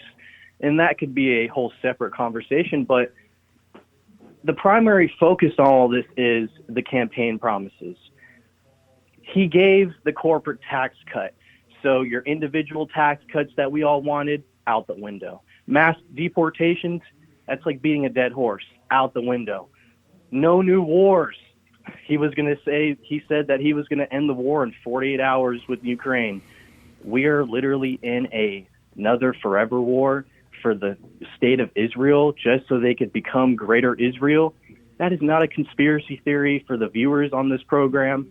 If you look at the IDF soldiers, if you look at all the military men over in Israel, they have greater Israel patches on their military uniforms. And what that symbolizes is they want to be the sole hegemon in the region. There's a reason why we went to war with 7 countries, and at least on paper, they wanted 7 countries in 7 years, but we didn't get that. The only last country on that list was Iran. We went to war and have regime change wars with almost every one of Israel's neighbors, not for our interests. We haven't been attacked. We haven't had sanctions put on us by any other country. And I say this to all the conservatives that are on this program, that have watched this program, that may be in support of the conflict. I understand that. We could disagree on that. That's perfectly okay and fine. But what would happen to you if China, who in my opinion is our true enemy here, not anybody in the Middle East or Russia. Agree. China, imagine if China, they put sanctions on us. They start bombing our heads of state. They start bombing our schools. They start killing civilians. How would we feel? Hold that that's thought. What we're doing over there, unfortunately, and that's what we have been promulgated by as a proxy state. Hold that thought, Brady. The state of Israel. Hold that thought. We're going to continue the conversation. We've got young Republicans from Gwinnett College right after this.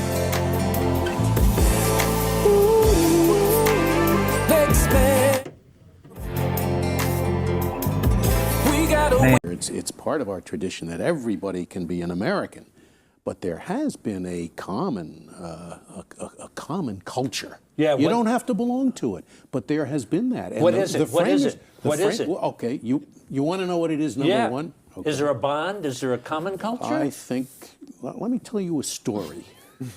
My junior year of college, I studied in Switzerland, and I used to get really annoyed when the French Swiss professors I had would refer constantly to les pays anglo-saxons, the Anglo-Saxon countries, meaning England, the United States, Australia, New Zealand, okay, Canada. I said, hey, my name is Scalia, and I'm as American as anybody. Look at this face. Is this an Anglo-Saxon face? I had never been in England, but at the end of my year, I went to England, and I felt at home. There is no doubt that American culture, American common culture, which nobody has to belong to originates with English culture. And that includes Shakespeare, it includes nursery rhymes that we all know and that we use as examples. That's our common culture. And I think the framers recognized that.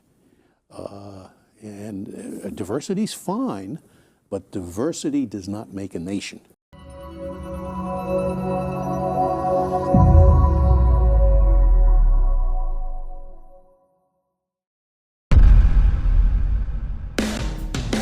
War Room. The people's voice. Keeping you informed. War Room. The people's voice.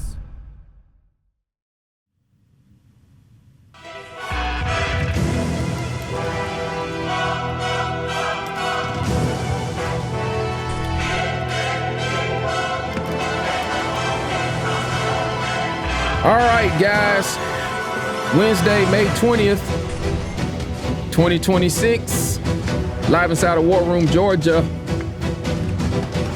Quite interesting conversation that we're having. But if you want to know what the kids are thinking, or the youth, or the younger generation, I would frame this as, that's why we bring them on the show. This administration has not put America first. Just overall, it's too much. Not enough. I would just say it's not enough domestic policy happening. You know, I was having a conversation yesterday, and I was asked by someone who is near and dear to me. I will say that yesterday, and I was asked, well, what are some of the things that the president is not delivering on? And Brady just went down the same list. Me and him didn't have a conversation about it. Mass deportations. We got rid of Doge, was one of them that we didn't say. Epstein files, just no new wars, just a number of things. And I know sometimes you can't prevent conflict. But I think what's the most frustrating part is, and go back to my opener, the sovereignty in this. If we decide to enter into a war, whether it's to help a neighbor, to help Israel in the Middle East, or to fight the Ukraine war, this should be a decision that the people of the country make, because we have to live out whatever consequences those will be for engaging in it, whether they're good, bad, or ugly. And you saw the news reports, you saw them come out in front of the TV, Marco Rubio and a whole bunch of them saying, hey, that our hand was forced. At that point is where the sovereignty did not exist in the decision. And if you look at all the things that the president was warned about as far as how to approach this war, and it would not be an easy exit ramp, they've all come true. Trump is a builder. He wanted to fix the economy. And I wanted him to fix the economy. But I've had a number of conversations with Roy offline to say, you know what? God will not honor this nation if we do not deal with the corruption that of the elites in this country.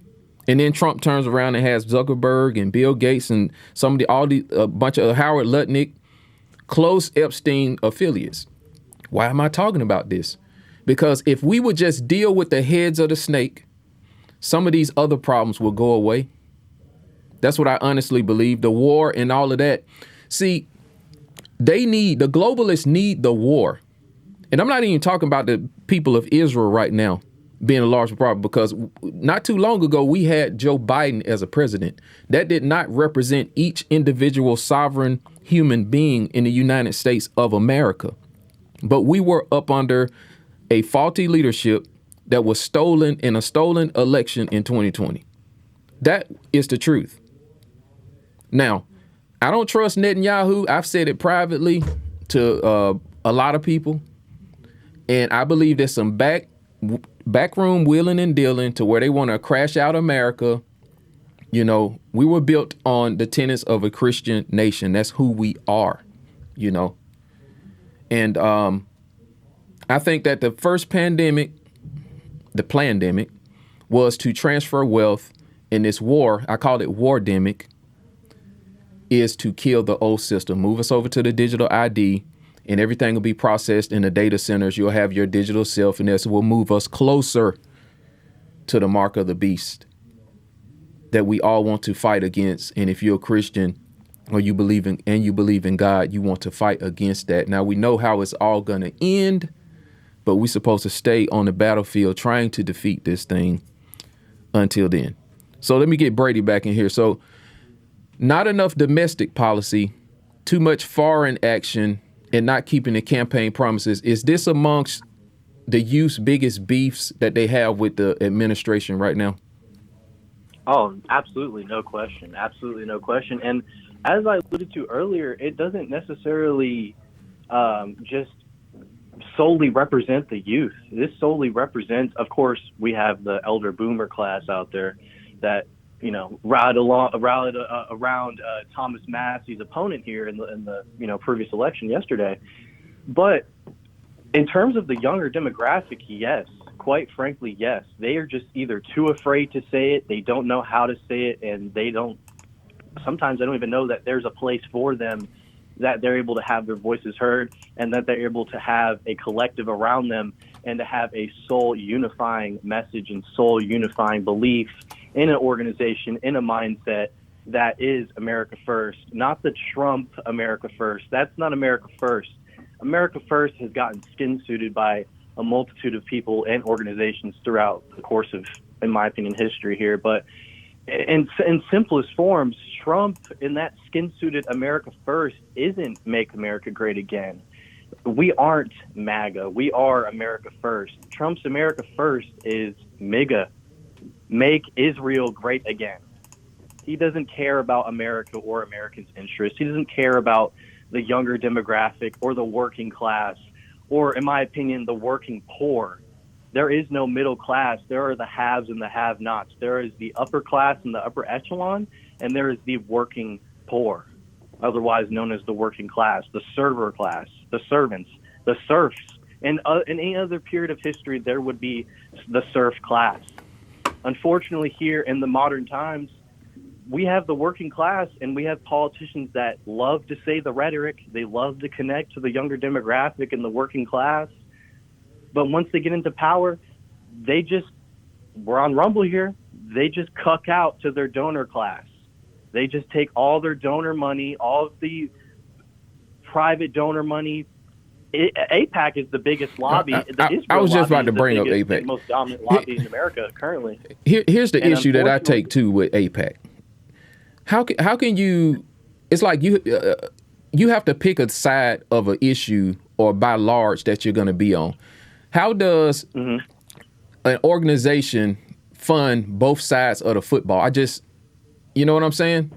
Absolutely, yes. With that, I mean, they do fund both sides, and unfortunately, we are under a uniparty with that in that regard. Yeah. But it's simplest as this, man. Like, if you don't support the agenda of the PAC, if you don't support Israel's interest, if you do not support foreign interests, specifically Israel, this isn't Iran doing this. This isn't Korea doing this, South or North. This isn't China doing this. This is Israel, the Israel lobby primarily doing this. Of course, we can get into the tech lobby and little tech. That's a whole separate conversation, but solely finite on AIPAC here. If you don't support, it could be at the federal level, state level, local level, district level, on both sides. I mean, let's talk about the amount of money that was thrown in behind Thomas Massey. That's a prime example. Yeah, that's a lot of money. Candidates, the other two elections were one of the highest funded election cycles or elections, and they were both promulgated by AIPAC. Yeah, and if my memory serves correctly, they were both Democrats. Yeah. Thoughts? 32 million on paper, and I think it's going to be a whole lot more. I think whenever the dust ends. So let me ask you this, Roy. No question. Why are people listed as like anti-Jew if you don't want? Oh, I could answer all that, right? We could spell that out for you, brother. That is all label lynching. That is all that is. All the anti-Semitic. First of all, anti-Semitic is a fake word. The real Semites are the Palestinians. They are the real Semites. And this isn't a leftist ideologue talking point rant. This isn't none of that. This is literally straight facts and historical facts. The Ashkenazi Jews are not the real Semites. That is just a label lynching. In terms of like the bigoted, all the racist rhetoric, dude, if you're in the right-wing space, you've already been called that probably about more times than you can count for your entire life. I've been called that and a Democrat just for asking like questions about the president. Like a subversive. Yeah, so I've heard it all. So literally all you got to do is tune out all that outside noise and all that outside BS, in my opinion.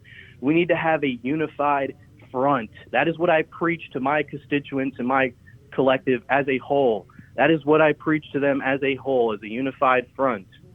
So let me ask you this, Brady. Also, can I bring up one more thing? All right, go ahead. So, it's House Bill 30. So we did some deep diving, and you actually had a state representative that was state House representative that was running for House.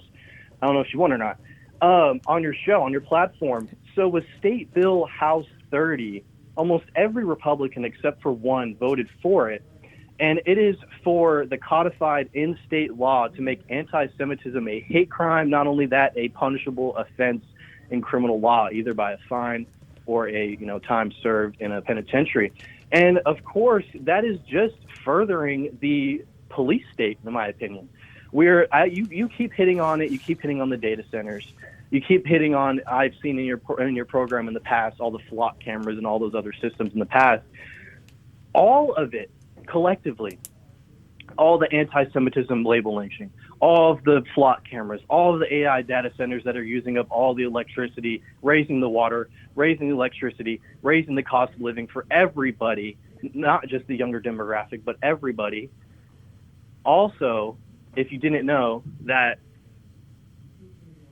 there also were group chat leaks within college Republicans. And I know that you alluded earlier that we are young Republicans. It's happened in young Republicans as well. But within college Republicans, there's been group chat leaks of people saying that they're within the collective of the organization.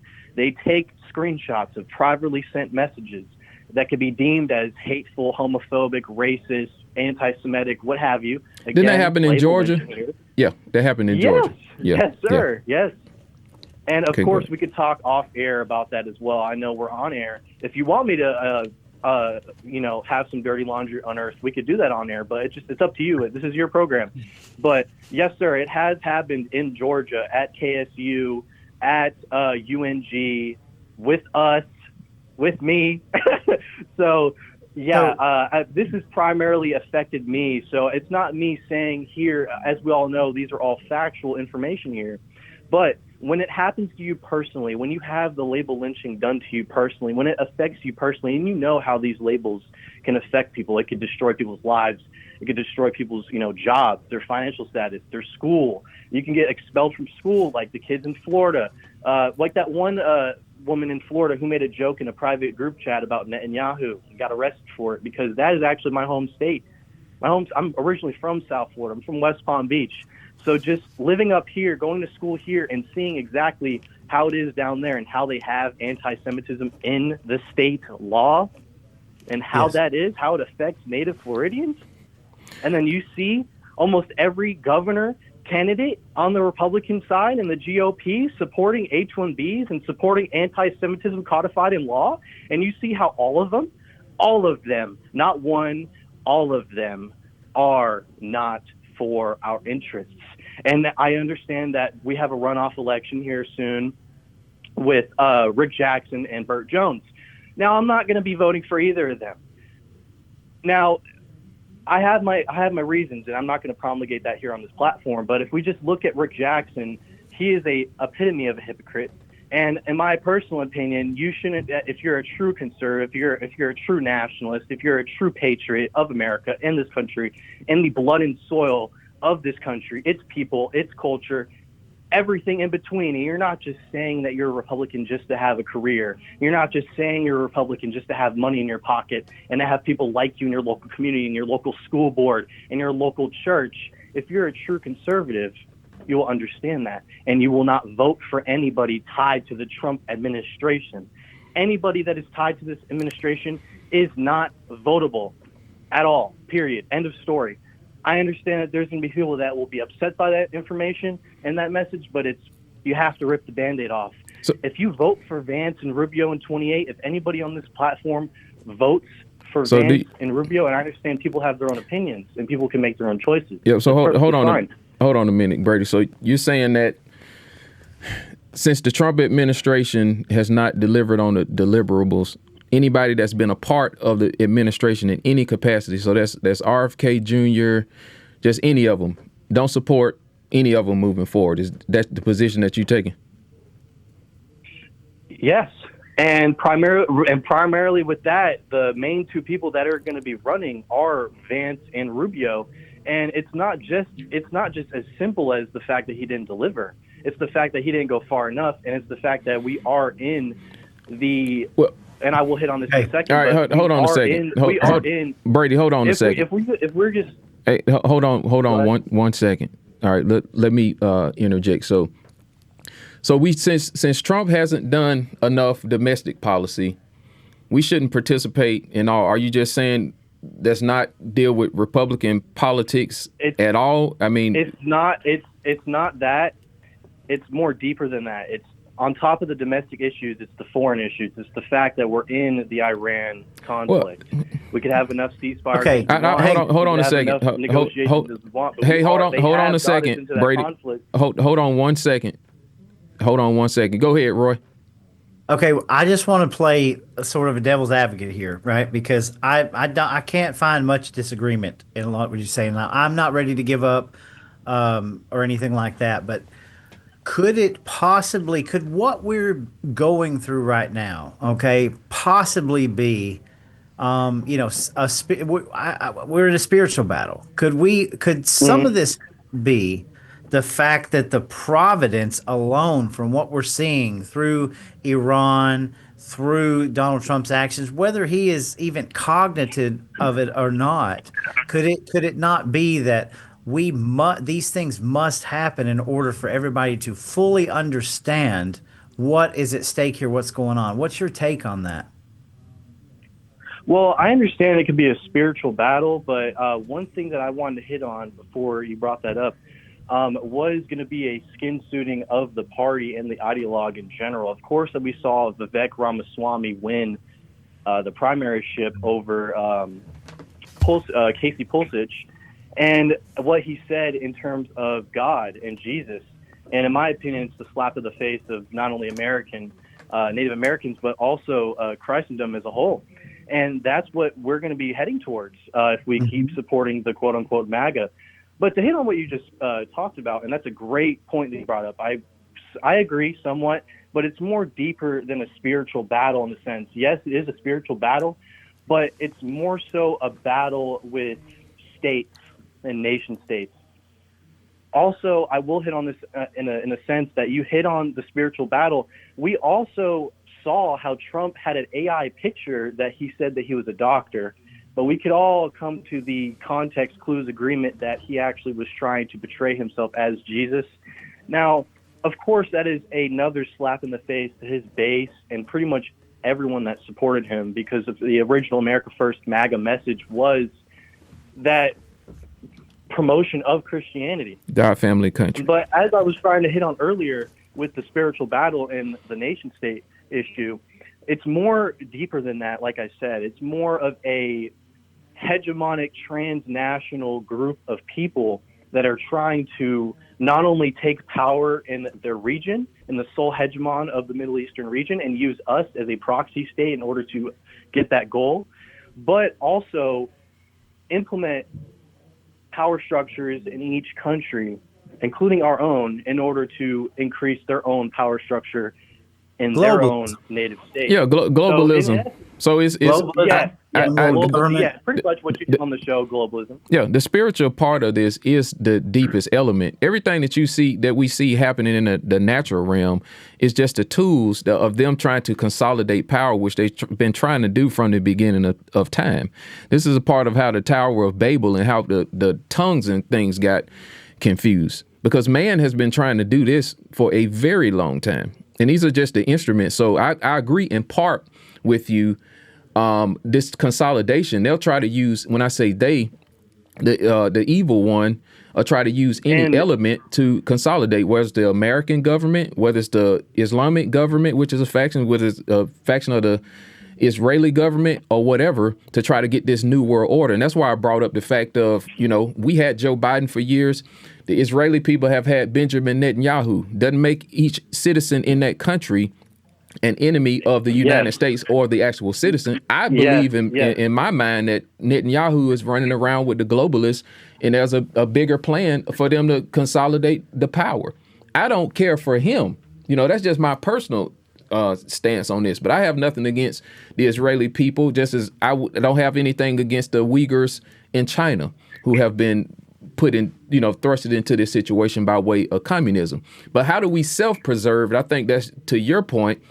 And that's why we should put our country first and take care of our problems. And whosoever the American people decide as a whole, they vote on what they support, how, when, and how. Because at the point where we're not doing that, we don't have sovereignty.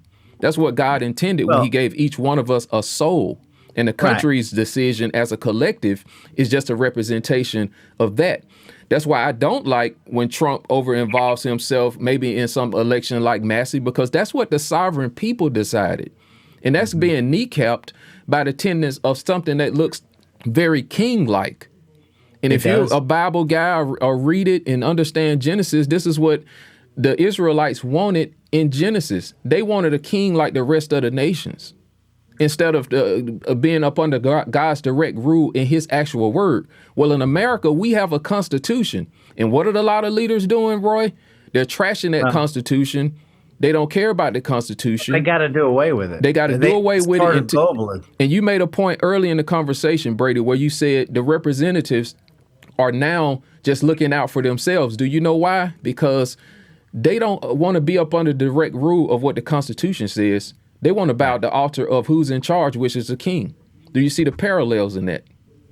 Yeah, and one more thing before I give it back. I think one of the biggest problems is, if Donald Trump ran on his campaign promises, everybody was hiding behind that. Yes, Donald Trump. And now that Donald Trump is in for the second term, third term, if you will, he's not running on any of the campaign promises. In fact, he's told everybody to back off of them.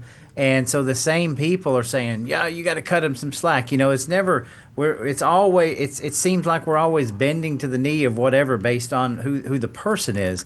If we do away with foreign money, right? If we stop giving foreign nations our money and we make everybody register as forward agents, do these very simple things, right? I believe that there should be no dual citizenship on anybody in government. Those simple things would solve so many of these issues, and I think people need to remember that this is a very grown-up discussion here, but we're not moving the needle an inch in the right direction because we will not stop these things. Yep. So Brady, give us one more minute, and then we got to wrap because the show will toss to a guest host in a few minutes. So give us one more minute and tell people how to follow you. Well, one more thing. I'll make it very quick and very short here. One thing is I agree with the dual citizenship that Ron brought up. Nail on the head, brother. Nail on the head. There has to be absolutely no dual citizenships in any regard in Congress or any elected official. Again, have to make that distinction. Jews and Zionism are completely different. It's not all Jews. It's Zionism. Zionism is a racial and ethnic doctrine. It's no different than Nazism. I bet we could all agree on that. Racial supremacy in any regard is no good. But lastly, if you guys do want to find us, we are at Georgia Gwinnett College in Lawrenceville. We are a college Republican chapter. If you want to find us on social media, follow us on Instagram. It is GGC_CRS. And what? Also, we will be having events. If you want to follow us on Twitter, it's GGCCRS. The S is lowercase. But we will be having a speaker in November. He sometimes is deemed as controversial, but among the right wing is somebody that we could all agree on that is somebody that has a good message. He has gone to other college campuses. So in November, just be on the lookout for that. We'll also be having some tabling events, some more speaking events, hopefully some debates with the Democratic Socialists. All right, 10 seconds. 10 seconds. Go ahead. I said 10 seconds. And but again, if you do want to follow us on Instagram, GGC_CRS, Twitter, GGCCRS, all one word. All right. Thank you for having us on, and I appreciate you. Hey, no problem. We'll do it again. All right. Yes, sir. All right. Yes, sir. All right, Brady. All right, Roy, thoughts, comments, observations in the time that we have left. Yeah, I mean, wow. I had no idea what he was going to talk about. I didn't either. We have no conversations prior to now. We don't censor speech, so people can come on here. We go back and forth. We debate it out. I'd like to have him back on and talk some more about what the younger people, because he doesn't like to be cast in the youth, because he said this goes across a lot of lines, but just keep the conversation open. Well, like you said, man, this is what a lot of the younger generations are talking about, getting educated about. The older generations are very in fear of this. The providence, I want to get at the providence of all this, because a lot of this is uncomfortable. I've never in my life thought that I would be researching and educating myself on Benjamin Netanyahu and just how this greater Israel project, and it's very uncomfortable because they are a protected class, and as he said, there's laws right now that are codifying this to basically state, even if a conversation like this happens in the future, that we can be arrested for even talking like this. Now, that in and of itself is an issue with me that everybody should be scratching their head going, wait a second, how can that be possible? These are real issues, and it goes against free will, Roy. It does. That's where I am. The speech, all of that, it goes against free will. There shouldn't be any protected classes. Everybody should be protected the same. That's hands down. No matter what you look like, where you come from. Go ahead, Roy. Well, if this is, there's very smart people that tell me behind the scenes, hey, you just got to hang on, man. You got to hang on because there is something more to this. And okay. I mean, I'm prepared for that, right? Like we say, I'm a spectator here. I'm not making the decisions. I'm watching this. And right now, I just can't see it, but I'm willing to keep rolling on with it if we do end up somewhere because of the providence alone. You cannot unbox what has already been blasted out of the box. It's a revelation. And if we don't, I want to end with this because we got probably about 60 seconds left. If we do not have free sovereignty, means being responsible for our own decisions, we don't have free will. No. We don't have free will. If you can't speak and say what you want to say, unless you're planning to cause harm for somebody, talking about committing violence on somebody, then you don't have any free will. And that's worth protecting. Free speech is for the person that we do not agree with. And people have to remember that. I had a guy up in my face one time at a meeting up here in Gwinnett. And I said, hey, no, let him talk. And what he did, Roy, was he painted himself into a corner or whatever. He didn't offend me. I was sad that he was standing there making a fool out of himself. But we got to have free will and sovereignty. Roy, tell people how to follow you in the last 10 seconds we got left. Small Town Underground on every platform but Facebook, and it's Roy Hambrick. And come on, like, share, subscribe, be a part of the conversation. All right, guys, we will see you guys next week if we don't take a vacation. Stay tuned for Ann Eubank. We're going downtown in the middle of the night. We're laughing. Thank you. And joking and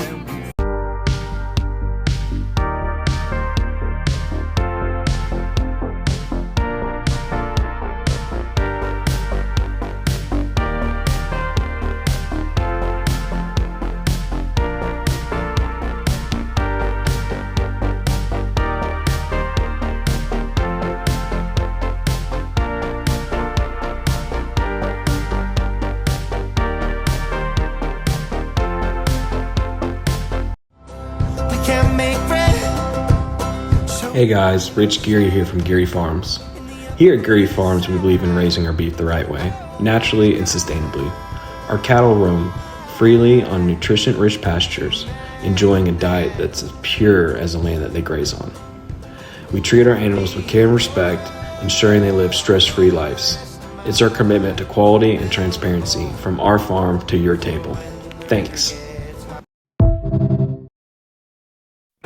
Accelerate your business goals and brand presence on the World Wide Web by logging on to safewayhost.store to purchase domain names, web hosting, email hosting, SSL, and more. We have 24/7 customer service and support available to our clients. Get started today so you can achieve your business goals by increasing your web presence. Log on to safewayhost.store today. That's safewayhost.store.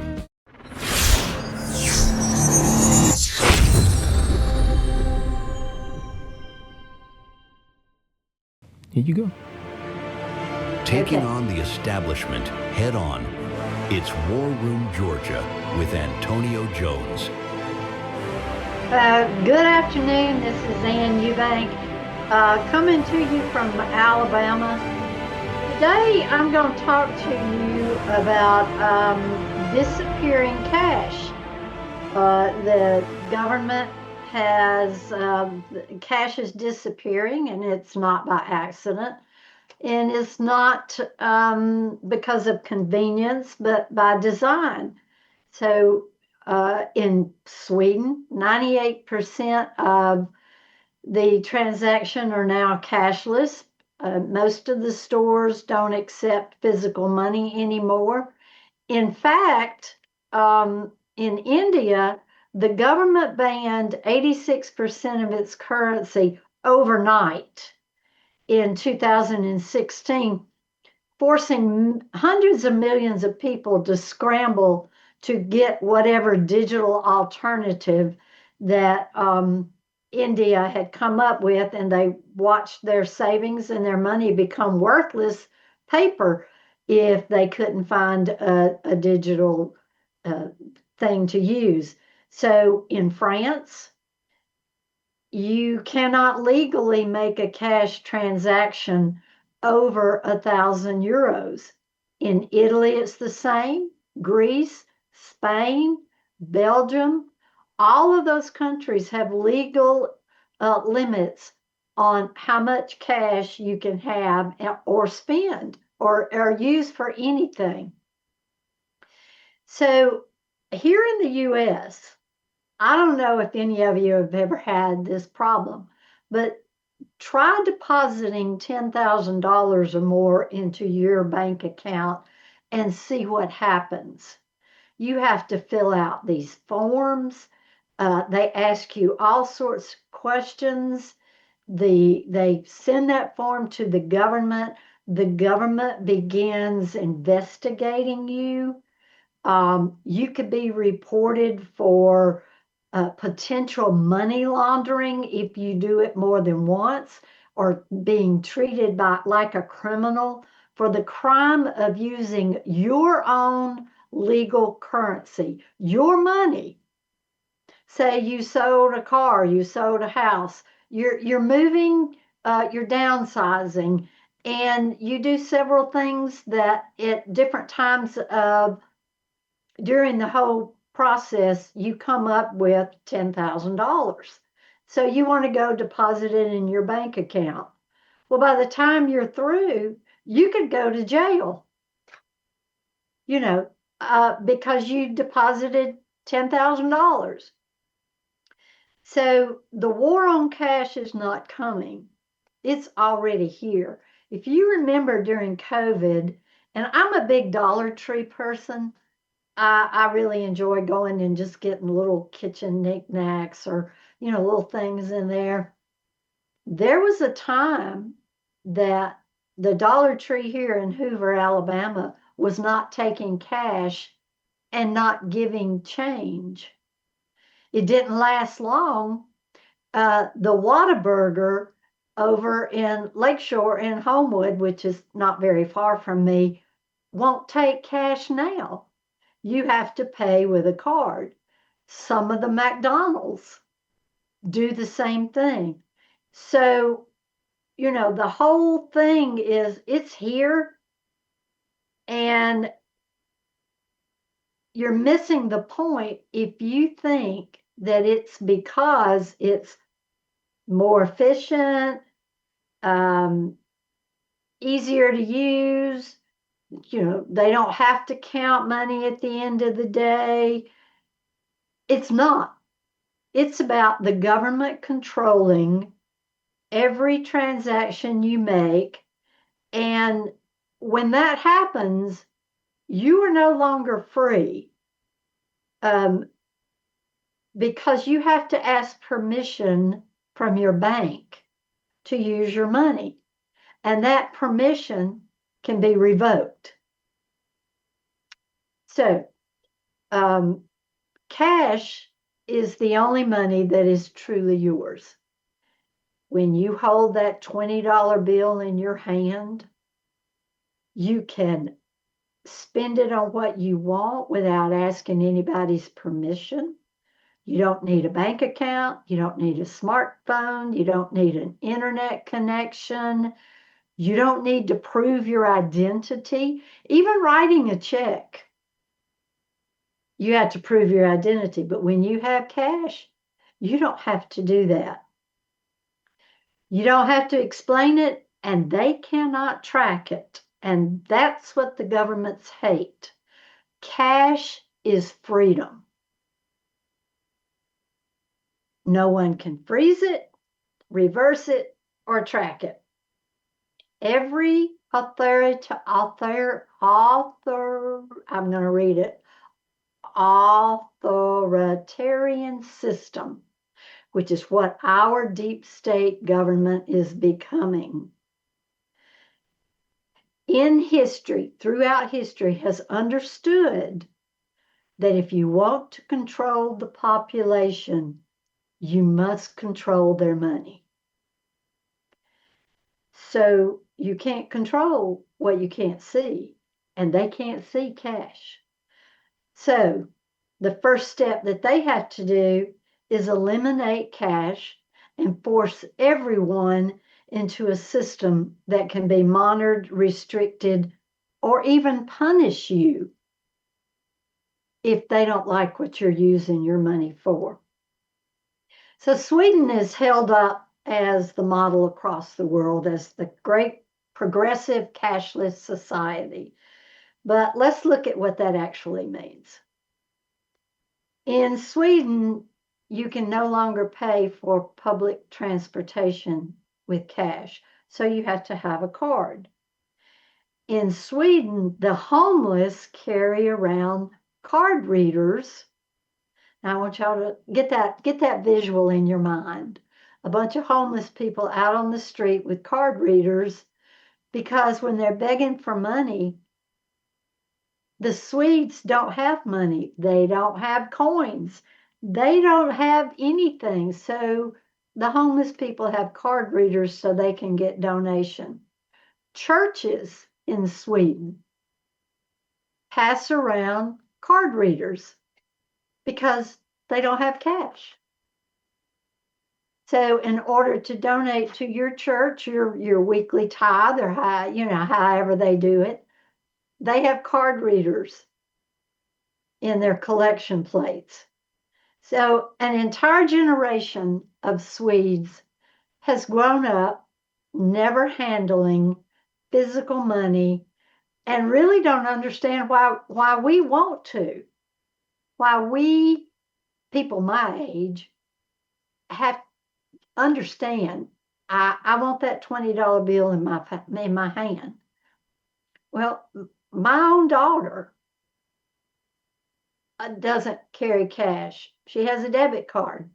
Well, a debit card is part of the banking system. And you have to ask their permission to buy something with your debit card, because they can restrict that money coming from your bank account to what you're purchasing. So a debit card is part of the system. A credit card is part of the system. So, but here's what the young Swedes don't understand. And the young people here who won't carry cash, all they want is their debit card. You are completely dependent on a system you do not control. If the bank or the government freezes your account, you can't buy food. If the power goes out, you can't pay for anything. If the payment network goes down, the entire economy stops. Y'all remember, 93 when Alabama and Georgia had that huge ice and snowstorm and all the power was out? If you went to the grocery store and you didn't have cash, if you were capable of getting to a grocery store, you had to be close enough to walk to one here in Alabama, which thankfully I am. You had to have cash because their systems weren't working, even if they were open. Most of them didn't even open because the systems weren't working. But if for some reason they were, if you didn't have cash, you couldn't buy anything. So in 2020, Sweden suffered a major technical outage that knocked out all the card reader systems all across the country. Grocery stores, gas stations, pharmacies, the entire country was paralyzed. You couldn't access your account. This was not a catastrophic event. It was a technical, y'all know, if in the computer world, if you have an update, they always do it over the weekend because it's never going to work on Monday morning because somebody put in one little thing of bad code. Well, that happened in Sweden and it shut down the entire country. So it showed how fragile that system was. And without cash backup, they were all trapped. They couldn't do anything. So when a country decides that they want to control the people, the first thing they tell you is, well, we're going to digital make your money digital because it stops the money laundering. But think about what this does. The government knows what you buy, when you buy it, and if they don't like it, if they have total control, they can stop it. Because once that transaction is digital, it can be blocked, reversed, and you have no alternative because cash is gone. The fallback system is illegal. And when that happens, when you have a system, a fallback system, when cash is illegal, the same thing happened in Russia and several other countries, that you get two markets. You get the black market, and then you get the digital system where goods and services on the black market are exchanged or bartered or favors. You know, it's kind of like when the apocalypse happens, which, you know, we call it around here, you know, what hits the fan. All of your neighbors get together and you share and you barter and you know, I happen to have beans and peas, and the lady next door has tomatoes, and the one across the street. So you have food you can barter with.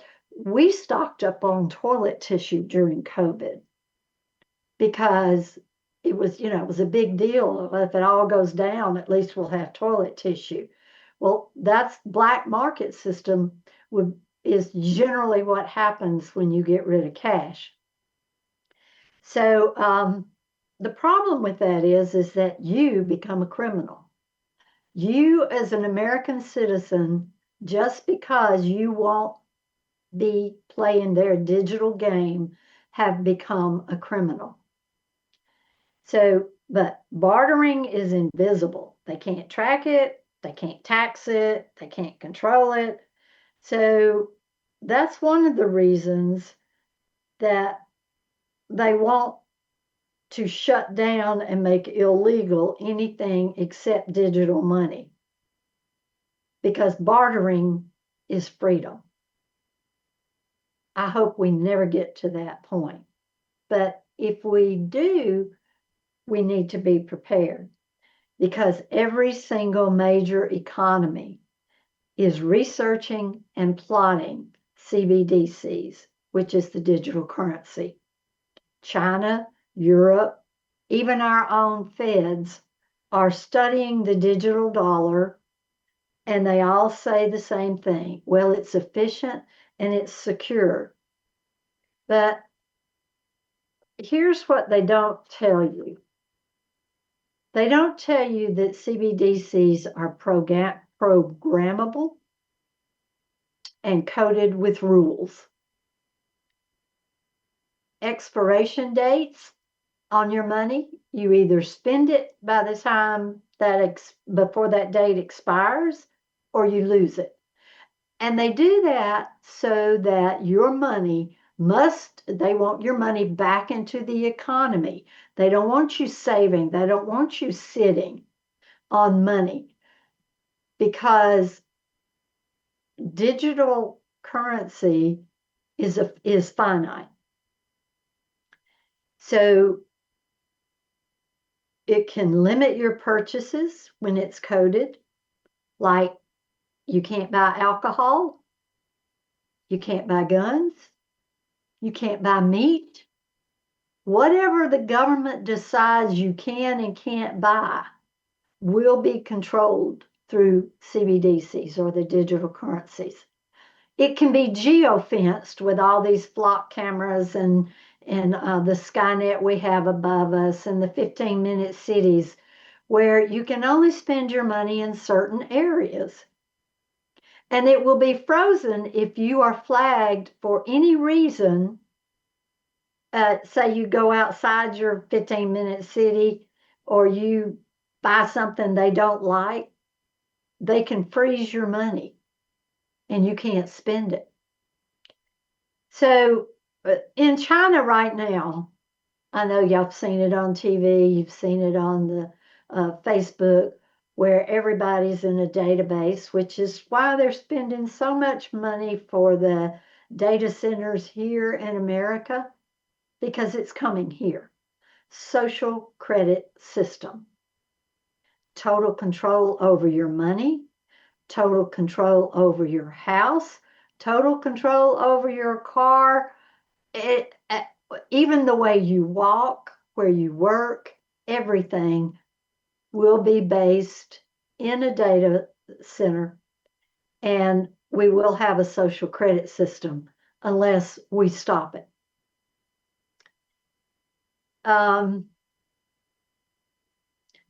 When they take total control of your money, you still have it.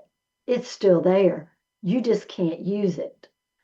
They'll call it fraud prevention. Oh, we're protecting the vulnerable. This elderly person doesn't need to buy whatever they purchase and what they've decided they want to purchase. So your money only works if you comply with what they want you to comply with. There will be negative interest rates. They will charge you for not spending your money. It's not a service charge, it's an actual negative credit rate, say every day. If you don't spend, you must spend $15 a day, and if you only spend 10, we're going to take money away from you because you didn't spend your $15 today. They actually do that in China. Bail-ins, where they are taking your money to support the banks because it's not real money. So your bank is failing. They can take all the money inside that bank to support that bank and then give you however much credit, digital credit, that they can absorb. That's already happened in G20 countries. I think they did it in Italy. So your money only exists in the system, and the system can take it whenever it decides or needs to. So here's the pattern. Eliminate cash. We've already gone through what happens. This has already started here.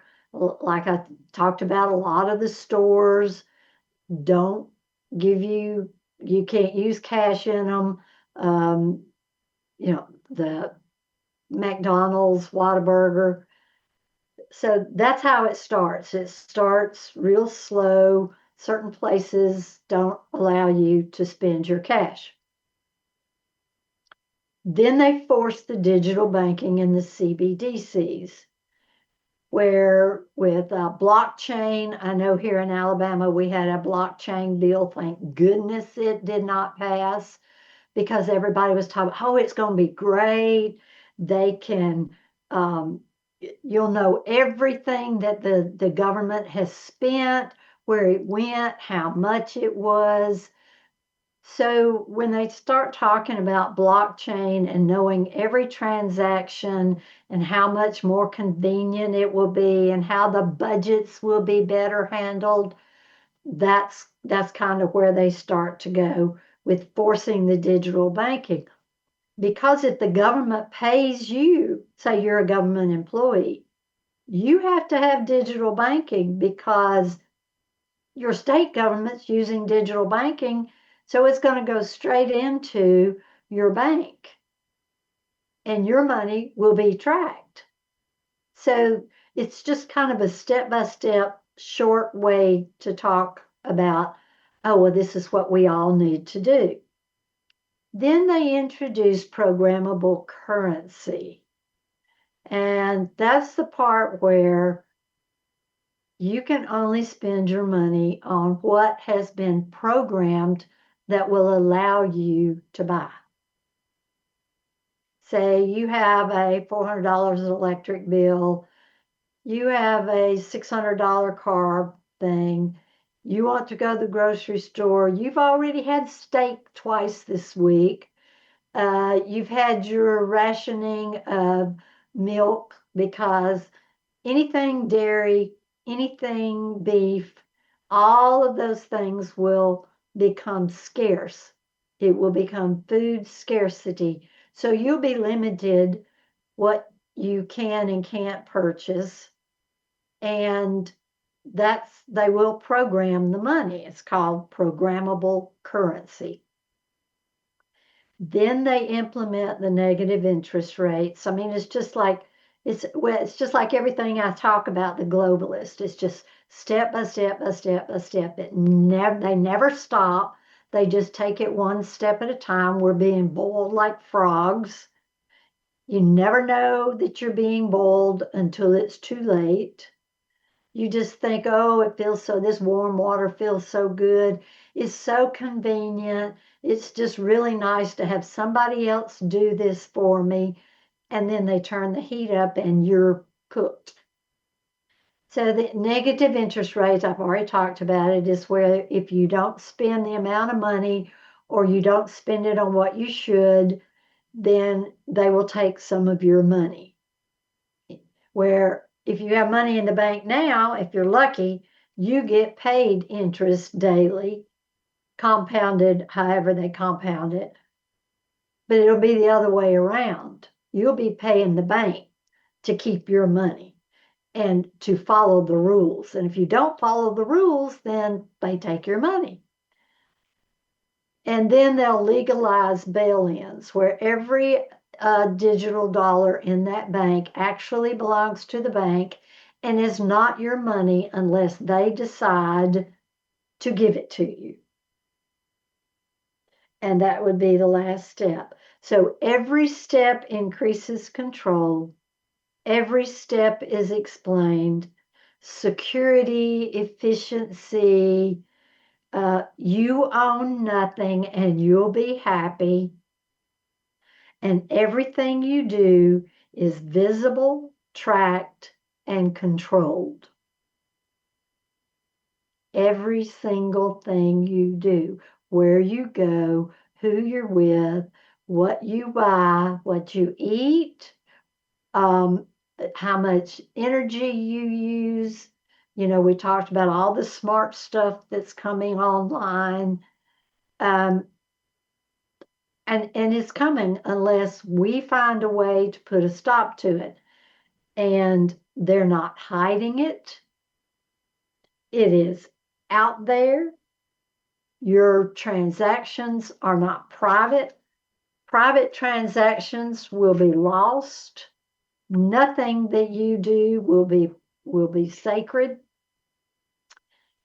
because all of this stuff that they're doing is building data. That's why we have so many data centers being built, is because everything you do is going to go in that profile in the data center. We're all going to have a file, and everything we do and our data and our biometrics will be in that file.